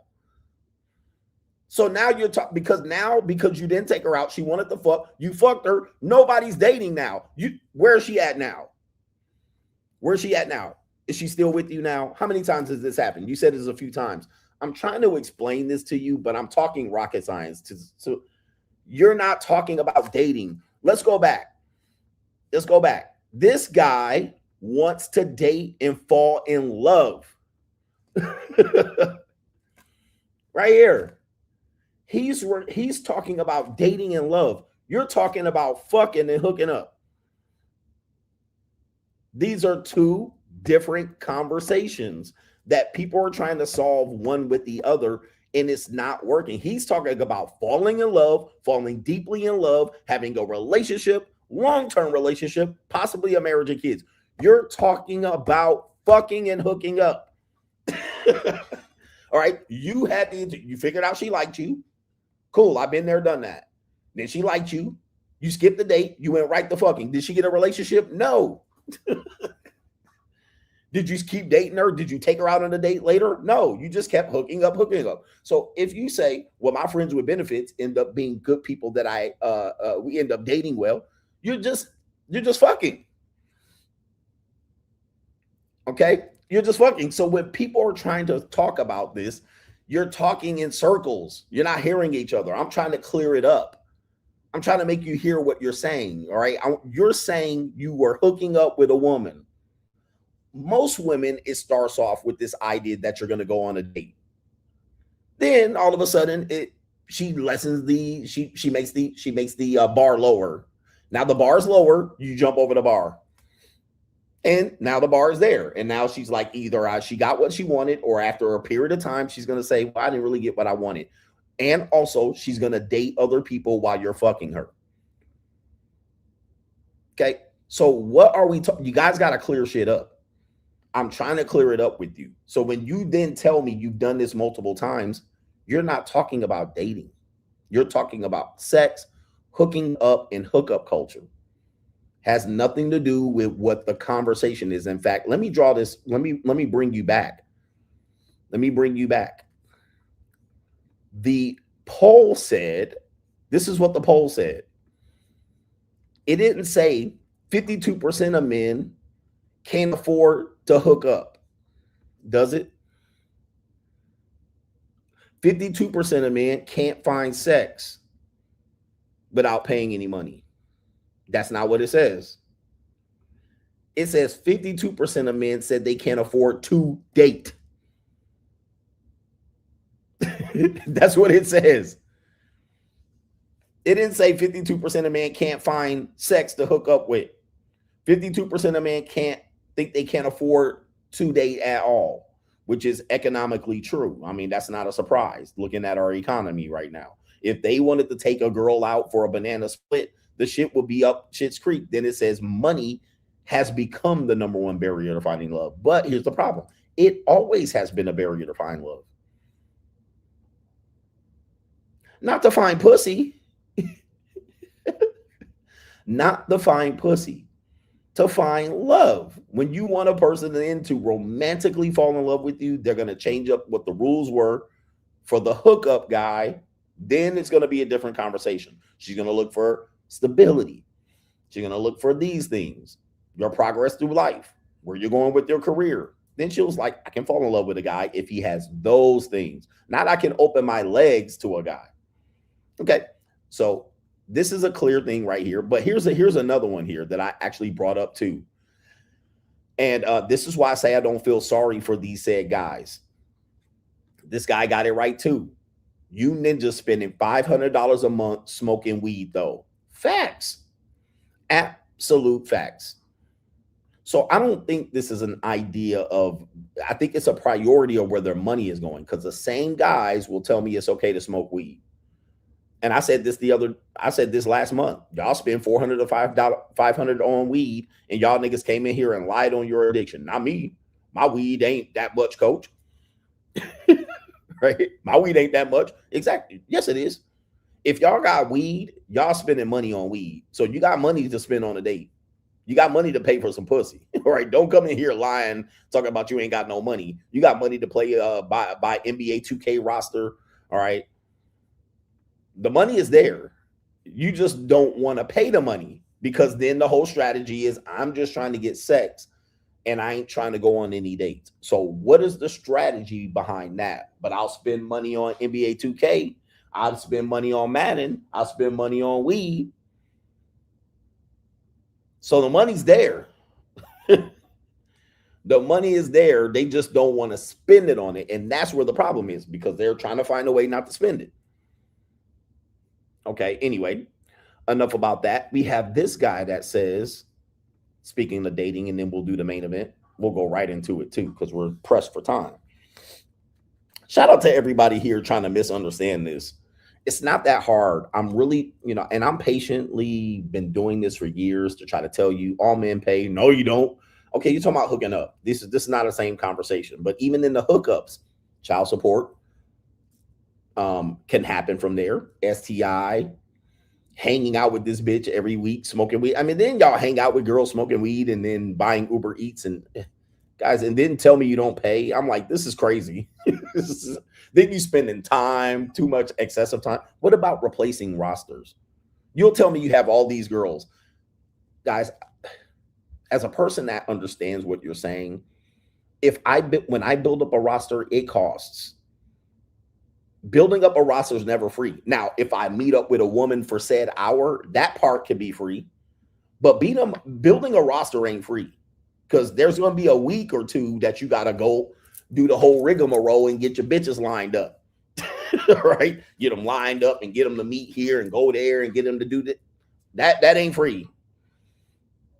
That ain't free, sir. There's a payment process going on there, and there's a time investment going on there. Then you go on Tinder and Bumble and swipe. Who does that? First 2 weeks of Tinder and Bumble, y'all going crazy. Messaging. You can't even look. You got to be like messaging the bitch and doing all this and getting her all lined up, and then getting the girl to go Monday, Tuesday, Wednesday, Thursday, Friday, Saturday. My Friday girl, my Saturday girl, my Sunday girl. This is not free. It cannot possibly be free for the majority of men. This is literally a cost. Now, by the time you get her to the coffee date to fuck, that hour was free. Okay. But the whole process alone added up, it ain't free. Just like, I mean, I said the same thing about kind of the passport bros. They'll be like, well, it's cheaper over there to get the girls over here. And I'm like, yeah, nigga, but you forgot the hotel, the airline ticket, the visa, the passport. Okay. We didn't include that in the fee, did we? All right. Because by the time you paid all that, you could have stayed in Cleveland.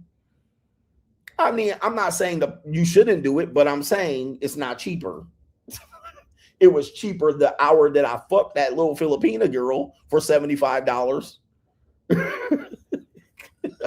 So per hour, per moment, that was cheap compared to what I would have had to do for an American woman. Now, when I added in the hotel cost, the travel, the visa, the backpacks, the motherfucking the luggage fee, the airline ticket, nigga, the shit costs a lot of money. That shit was way overpriced.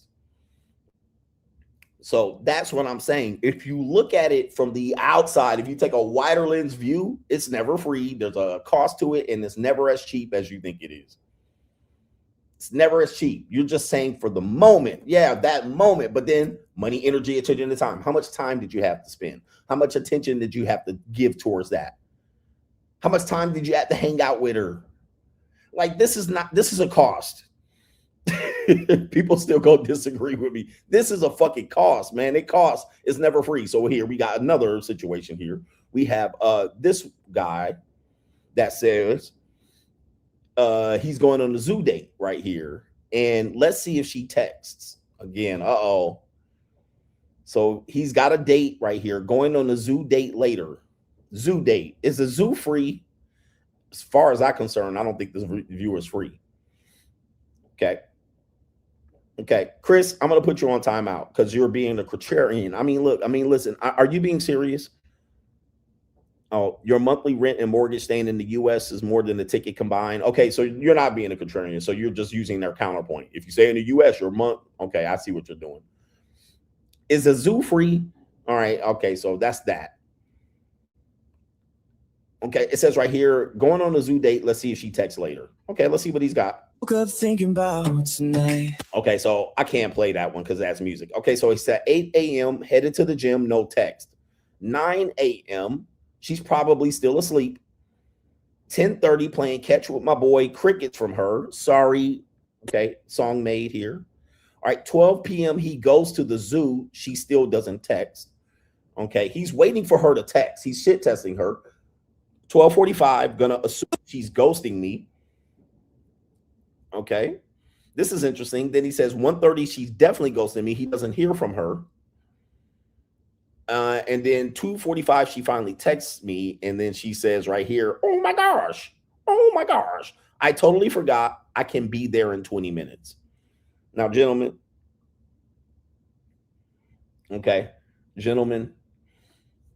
this dude got roasted in the comment section. All right, now I was gonna roast him already, but bruh, okay, he got roasted in the comment section. They was killing him, and it was mostly the women. This is what they were saying right here. Men are in their princess era. Men, let us lead. Also, men, why didn't you text me to confirm? This one says, you didn't say nothing all day. Was she supposed to confirm? And then it says, so you ain't text her no good morning? Shit, I'd forget too. This woman says, so you woke up and then immediately had her and the date on your mind. Not once did you text her or think of texting her. I think this is a guy says, was she supposed to bring you flowers too? This one says, I watched thinking, why would she text you? Weird. This woman says men used to be women. And we got right here, if you plan the date, it's not her responsibility to confirm. Please get over yourself. Now, for me, I agree that he fucked up. Right here, he fucked up. I would not have gone about it that way. And I'd never go about it that way. First mistake he made that told me that he messed up, because he was trying to blame the woman for not communicating, and she obviously didn't. And that, but I would have avoided that altogether, because the way I do it is you got to confirm the day before. So I'll send you the detail. I won't send you the details days in advance. Like if it's 2 days in advance, I won't send you a detail. Meet here at this time and do this and that, because in 2 days shit can go left. All right, and she could schedule something else. A better offer could come up, and I'm stood up. I'm gonna just show up, and 2 days, 4 days, 5 days later, I'm like, why didn't you show up at 8? So what I do is say, hey, are we going out? This day we're going out. And I say the night before, I'll send you the confirmation. So that way, if she doesn't respond after I send her the confirmation and the details, the date's over. I don't show up. Okay. I'm not going to double text her. I'm not going to ask her, hey, are we still on? I basically do it the night before, but I'll tell her that. Let's say, for instance, it's Friday or Thursday. I'm taking her out on Thursday. Leading up to that, I'm talking to her on Monday. She was like, oh, okay, cool. Yeah, let's go out. Where are we going? I'll tell you on Thursday night when I confirm. That way, we can make up the difference between what's going to happen, because life happens. She's talking to other men. Other men are offering the date. Her friends want to take her out. So anything can happen leading up to Thursday. So by the time I touch base with her on Wednesday night, I'm going to see if I'm still warm, cold, hot, what's going on. I might talk to her all week before that leading up. But if she ghosts me on Wednesday night, I send her the text. We're going to meet here. Boom, boom, boom. This is what we're going to do. Or first I'll text her, are we still on? And she'll say, yes, here's the details. And then I'll send her the details. If she doesn't respond and say, I'll be there, I don't even show up. It's over. So then the next conversation is the next day. We're supposed to meet the next day. He's supposed to meet her the next day. Guess what he does? He fucking goes to the date as planned, according to him, which is a big fat L. That's an L, man. You don't go to any date you haven't got the confirmation that she's going to show up. And I'll even go further to say that during the date, like that day of the date, if you will, or that day of the meeting, I'm texting her, are we still on? She's going to say, yeah, we confirmed last night. I'm just making sure. Then I'll say, text me when you're on your way. Text me when you're on your way. So these are all ways for me to lead. Now, she might find this annoying at this particular point, but it's for a reason, because I'm not going to show up and she, oh, I'm just now leaving and I'm already there. Oh, I'm already here. It's 12:30. Oh, something came up. I had to go get gas. I had to go pick up my kids. Okay. Text me when you're leaving. That way I plan the date to a point where I can leave in enough time to when she texts me she's leaving, and I'm going to say she's going to be 20 minutes late. Even when she says she's leaving now, she's going to be 20 minutes late. And if she shows up early, she can wait in the parking lot. Okay. Then when it's time for us to leave, tell me what time it says on your fucking Google map or your Garmin or whatever. What time does it say you're going to be there? Give me your ETA. Then she'll tell you. That's a person engaged in what you're doing. Okay. That's when a person's still engaged what you're doing. He, on the other hand, was trying to see if she was going to step up where he made the mistake. He could have saved himself the time and just went about what he was doing. He didn't want to go to the zoo. All right. He didn't want to go to the zoo. Now, I would then say start planning things that you want to go to if you're just going to show up. He didn't want to go feed no goddamn giraffe. I guarantee you he did it. So anyway, shout out to y'all. Yeah. Confirmation is everything. And of course, when you're leading, you're giving her instructions. I actually like that part of what they call dating or mating. I like giving women instructions because it gives me an idea whether she's going to listen.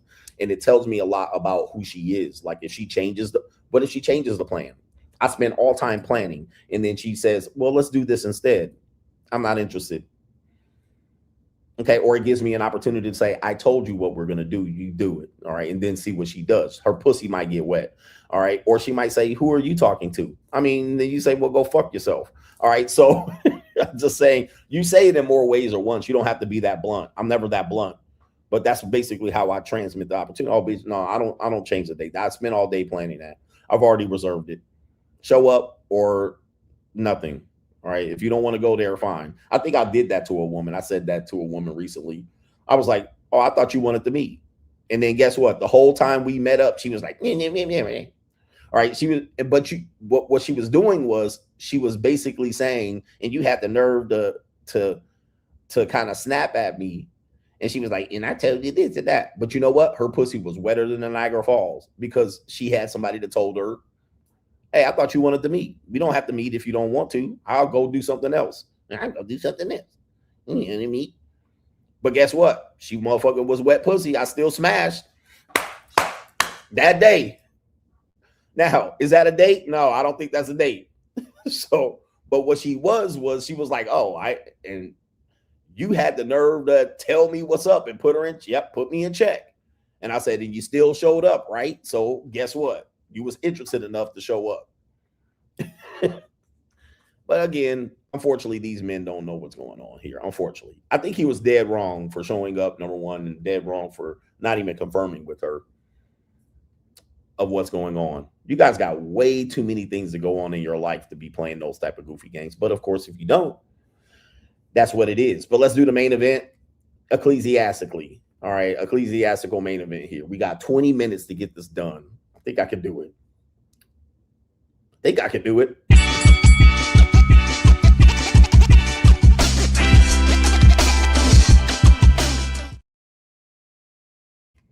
We got the main event. Let's do it. Okay, let's do it. Do it. All right, what you hear is not a test. I'm rapping to the beat. All right, let me see if I can get these sound effects going. All right, I don't even know where it was. Why was it that far down?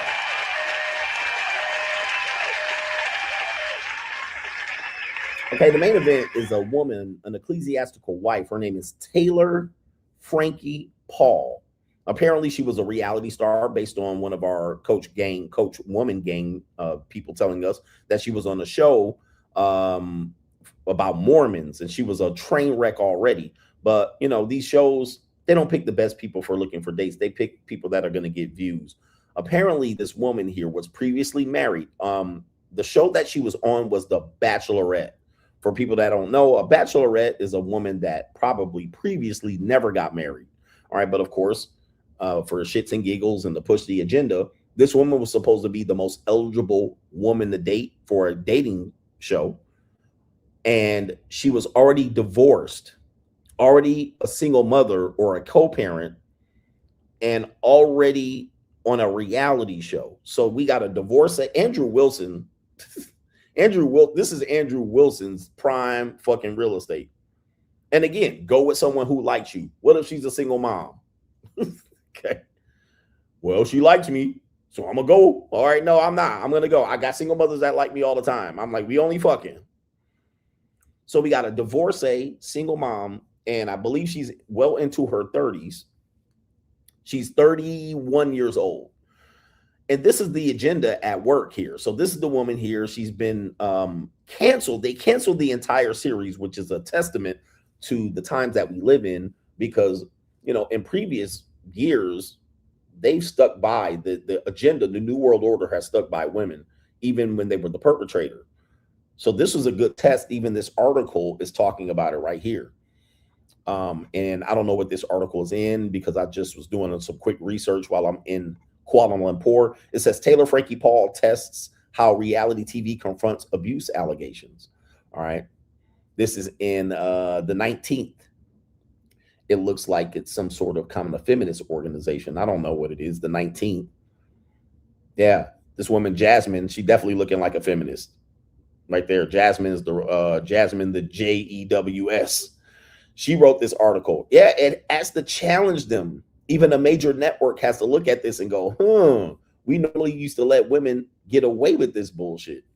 What did she do, coach? Well, these women must really hate this woman, right? Because they really were happy that she got canceled. What did she do? Well, apparently there's a 2023 arrest coming back from the first husband. Taylor Frankie's right here. Emotional arrest, they call it. Footage resurfaces after the Bachelorette cancellation. Not only is there an arrest footage, that's the arrest footage right here. She looks drunk. This is typically what happens when white women get behind closed doors. I always warn you about white women. White women are passive aggressive. They're super duper aggressive when they drink wine. They tend to, this is a generalization, and they tend to get white girl wasted, slur their words. Sometimes they get horny, and then sometimes white women, they like to have deep conversations or conversations about curtains or why the kids going to this private school while they drunk. All right. And then when you're having these conversations with them, I'm like, you're drunk. Like we can't have this conversation right now. Then they start going crazy aggressive and pulling out their hair and, you know, doing wild, crazy shit. And you're like, God damn. So that's her trying to plead her case to the cops. There she is getting arrested. What did she get arrested for? Well, we're going to show you the video. I don't know if I can show it on here on YouTube, but there's a video of her going ape shit. All right. Throwing things, abusing her husband. Yes, abusing her husband. Let me see if we can find the video. I thought I had it queued up. And this was released, forcing the cancellation of the show. So here we go. Where's the video at? And the video is very graphic. All right. It's very violent, if you will. And I don't know if I can show it. Here it is on YouTube. Is this a different person that she's attacking? All right. She's attacking somebody else. This woman be attacking everybody. Okay. The guy's name is Dakota. I believe that's his name. Yeah. And there's actually something else going on here. So I don't even know if this is the husband. But TMZ released the video. All right. So we're going to put it right here. Sorry, man. I thought I had it queued up. My bad. There we go. What happened? Okay.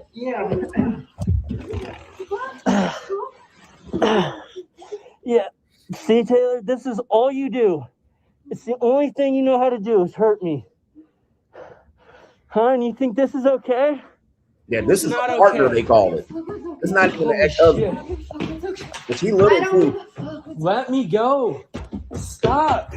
And yeah, she little too. She's not even that tall, looks like, and he looks like he's tall. This is an ex-partner, they're calling it. Dude, leave me alone. Oh my goodness, man. She throwing furniture, and luckily he recorded this. Luckily he recorded this because I'm telling you, man, most of the time that this happens, most of the time it's a story you tell, and people say, she doesn't look like the type of person that will do that. She doesn't look like she's that mean.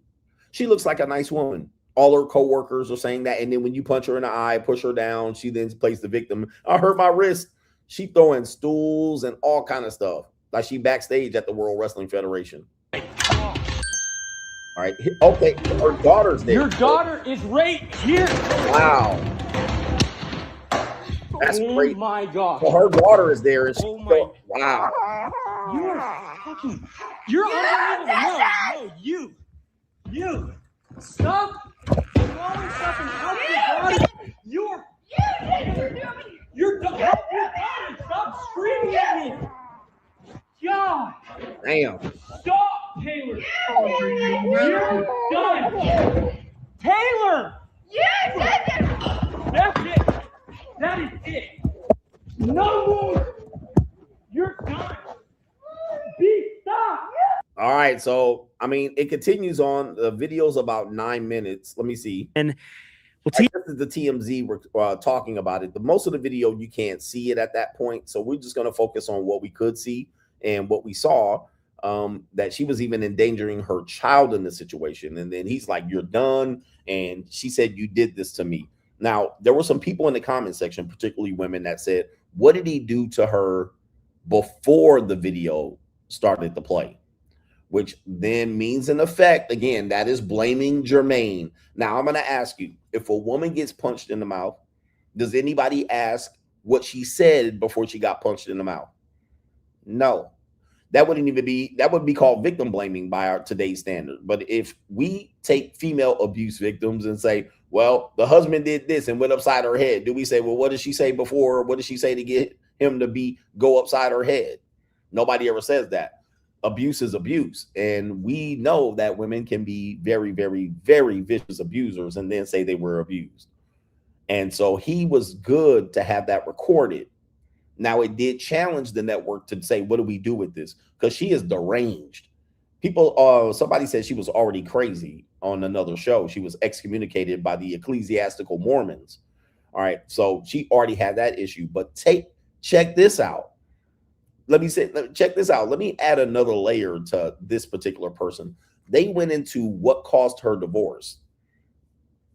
So I read an article really quickly here on what caused the divorce of this ecclesiastically married woman. So let's take a look here. This is white girl wasted behavior. This is Taylor right here with her ecclesiastical husband in an ecclesiastical Mormon marriage. And, you know, this is how white people do. They put up a good front, you know, about how their relationship is great and wife and kids and family in the matrix. And guess what? Behind closed doors, they up to some bullshit. Let me read this just to give you an idea of these ecclesiastical people. Coach, man, we need hope. Inside Taylor, Frankie, Paul's relationship with her supportive ex-husband, Tate Paul. 2 first name, last names. Nigga, golly. You got 2 first names as the last name. Okay, here we go right here. Long before Taylor Frankie earned the title of ABC's Bachelorette, this is before the show was canceled, the Secret Life of Mormon Wives star found herself married to Tate Paul.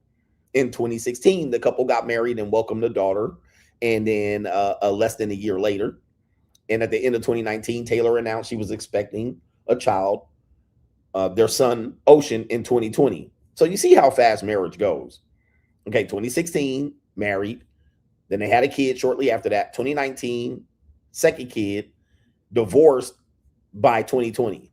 All right, just that fast. I always say, not a matter of if, it's a matter of when. Just like that. And they had the ecclesiastical church behind it and all that shit. Still went left. Then it says right here, after Taylor and Tate split in 2020, the duo found a way to successfully co-parent and remain in the kids' lives. All right, the kids live out of a backpack.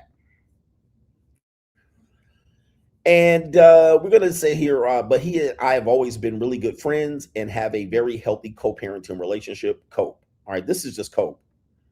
All right. I don't think that I wish co-parenting was healthy, but it's not the best way to raise kids. It's just a second best way or third best way. Now watch this. When asked how he felt about this ex-wife joining the Bachelorette, Taylor said he was very supportive. He kept learning more about Taylor and Tate's relationship, where they stand years after the divorce was finalized. And it says, what led to their divorce? Listen to this. Listen to this, gentlemen. What do you think led to their divorce? Maybe she beat him up, was abusing him. What do you think led to their divorce? Sipping? He forced her to marry and have children. Him forcing her to have children and get married. You're not gonna believe it. Yeah, oh, somebody got it right here. She cheated. She cheated. So watch this. In June 2022, Taylor Frankie Paul went viral on social media when the Mormon mom talk soft swinging scandal spread. Soft swinging? What is that? What's soft swinging? Well, let's read what soft swinging is. In a TikTok video, Taylor explained that part of the reason why she and Tate Paul were ending their marriage was because she crossed the line in their soft swinging agreement. So they had an open relationship. Ecclesiastically, in a Mormon culture, they were swingers. But she still cheated while she was a swinger. So it says right here, she crossed the line in the soft swing agreement. In her live stream, Taylor said she did step out of that agreement by going all the way with another man. Wait a minute, wrong sound. All right, so apparently, you know, when you're in an open relationship or you're swinging or whatever it is, there are still rules, and most of the time the rules are even more stringent than a regular relationship, because what'll happen is there's a little bit of jealousy or whatnot, and then what'll happen is people will say, okay, if we're going to do this, we got to have some ground rules. Some people will say, you can't have sex with someone that I don't know about. You can't have sex within my marital bed. You can't have sex with this type of guy. You can't have sex with people at work. I got to be in the room if you have sex. Like, there's got to be an agreement. I got to know the guy. All right, he got to get an STI check. There's a lot of things that happen that aren't in the regular relationship. You're trying to avoid the rules of the relationship. You'll get into the swinging or the open relationship, and then you'll put more rules. So, yeah, you can't fuck a black guy, right? It's with white people, or only fuck black guys. And if you fuck a black guy, I want to be in the room, right? And I want to tickle his balls. Like, that's what this shit goes on, bro. I've seen it happen. I've been in that lifestyle, so I've seen that happen, where people will have an open relationship but still consider something cheating. I actually had a girl, well, it was a sugar baby, that actually was in an open relationship, and then she said her boyfriend cheated. I was like, what? And she was like, and I'll never forgive him. I was like, y'all both fucking other people. Cheating. Okay, so that's what she did, and that's why she got divorced. So amongst the other, you guys want hope out here? You guys will look, because people will say, look outside, touch grass. There are people in relationships and marriages, and this happens way more than you think. They were in a 4-year marriage, and it ended. He needed a DNA test on both of those kids, because I'm even sure that DNA test didn't come through right, and they don't want to say it. Because if they had a soft swinging, but they produced 4 kids in that short marriage, and she cheated during that short marriage, what about these kids? Okay, these kids got to be get a DNA test. Maybe one of these kids ain't the kid, so it's even probably more lethal than that. But I'm always telling you that just because you see people happily in relationships, you cannot just judge them being together, even if they're married and they have kids. You cannot just judge it based on what you see outside. Well, they're married and they're in a relationship, and then you'll see a guy, he goofy and he's got a good looking girl. You don't know, guys, you don't really know what's going on in people's relationships. Then even you see people single and they're lonely and they're bragging about being single and they lonely than a motherfucker. You don't know what people are going through. when you're trying to figure out why you don't have something or it's harder for you to get it. Women will be looking at other women and say, why these niggas like all these hoes? And then they can't figure it out. They always go for a certain type. If they went for a woman that wasn't that type, they will have a happy relationship. You don't know that. You have no idea. Really, it's about doing the work for yourself and accepting the life that you have and really accepting your lane. If you're a woman that want to be with a top tier guy, I say you got to be willing for that guy possibly fucking other women. All right, pause. But, you know, Kevin Samuels will call it exercising his options. If you want a top tier nigga, you need to have, he's going to fuck a lot of other women. Now, the woman's going to say, well, I can do the same if he's having sex with other women, she should have sex with other men. That's false. That's false. You might say, well, I'm pretty too. I have options too. Okay, well, in that case, you're single.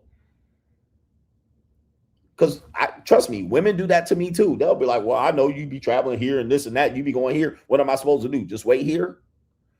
I can have my shit going on too. And I'm like, yeah, you certainly can. But now you're single. Okay, so there's no incentive for me to do anything for you other than have you over for an occasional romp.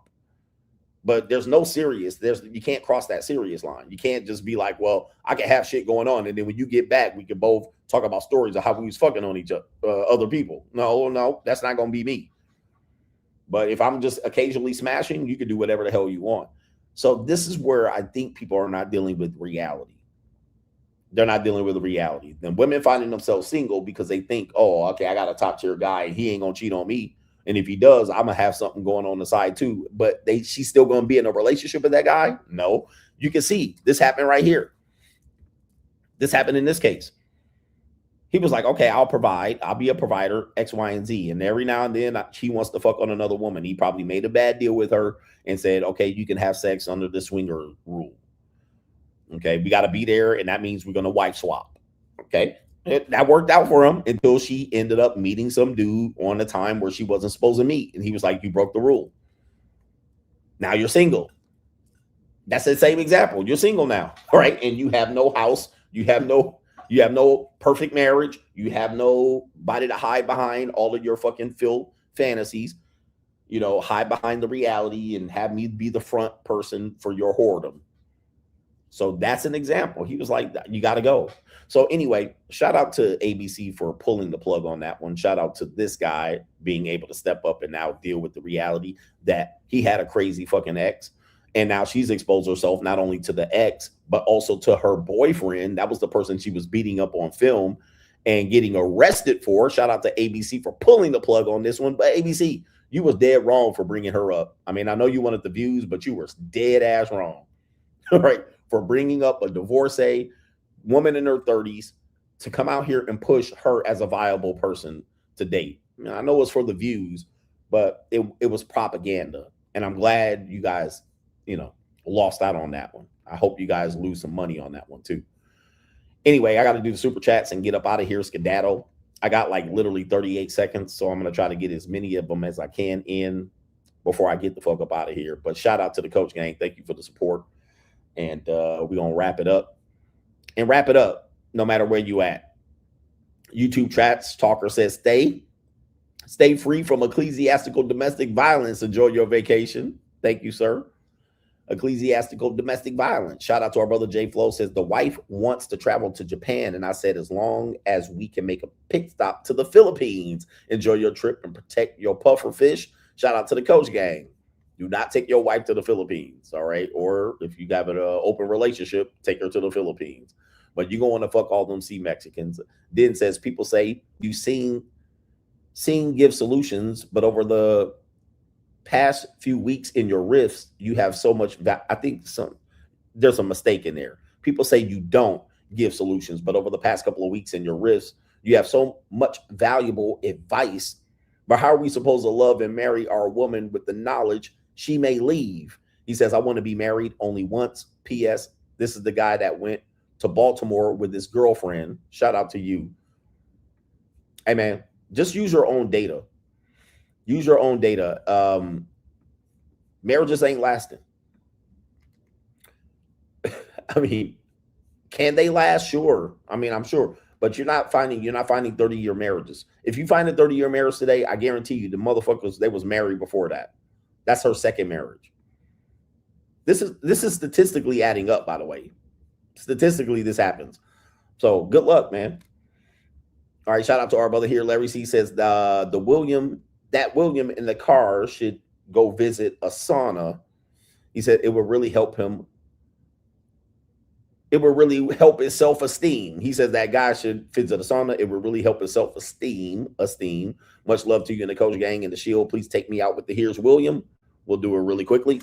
Here's William. Shout out to you. Cali West says, what's up for the weekend, my ninjas? There are brothers making shorts that headlines when shorty is actually a vibe, but you know 3 dirty niggas that cracked already. He says the man is with a pretty chick, but he's unhappy because he has to settle for a 304. Send it. I'm going to check that out and be able to show it probably next week. But when shorty is actually a vibe, but 3 dirty niggas done cracked. Guys, most of y'all, we all cracking somebody that's been cracked. So that's number one. But dudes are only going with girls that like them. But dirty niggas done cracked. And y'all be like, well, but she likes me. And she ain't letting you crack like that. Oh. Now, this is not to say you should date women that you don't like. I'm sorry. This is not to say you should date women that don't like you. All right, because they're going to say, what should I do? Date women that don't like me? No. But let's say you're like, this is my type. There's a way you can get access to that type. Okay, and just be like, okay, let me get this shit off my chest. All right, let me get the experience with them.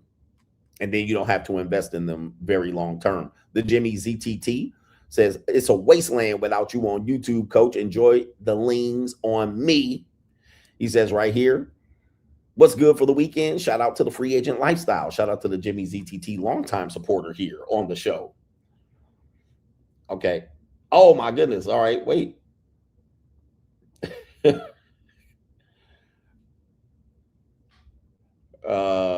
Goodness. Yep. I gotta go. She done got there at the airport. Shout out to our brother here. It is. Let me see if I can get to it. Mr. Travolta, happy birthday to you. I hear you just turned 25 years old. He says, I guess you found the JUCO Fountain of Youth in Asia. Shout out to you. Oh my goodness. Shout out to you right there. Yes, I'm 25 years old, according to that woman.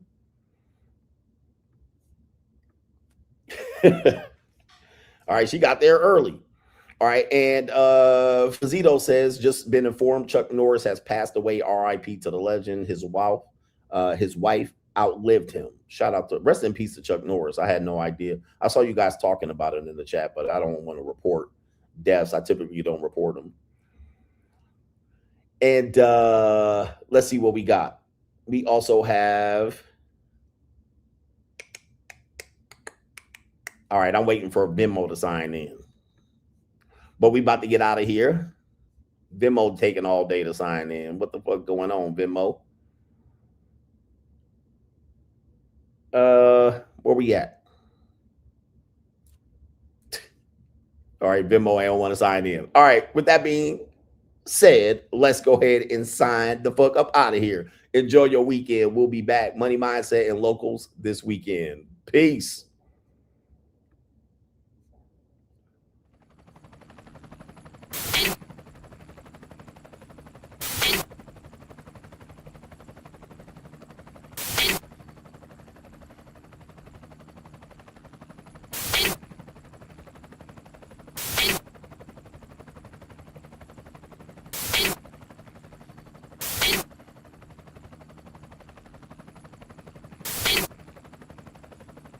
And you're in the Desert Storm bunker with Hollywood CGA. Yeah.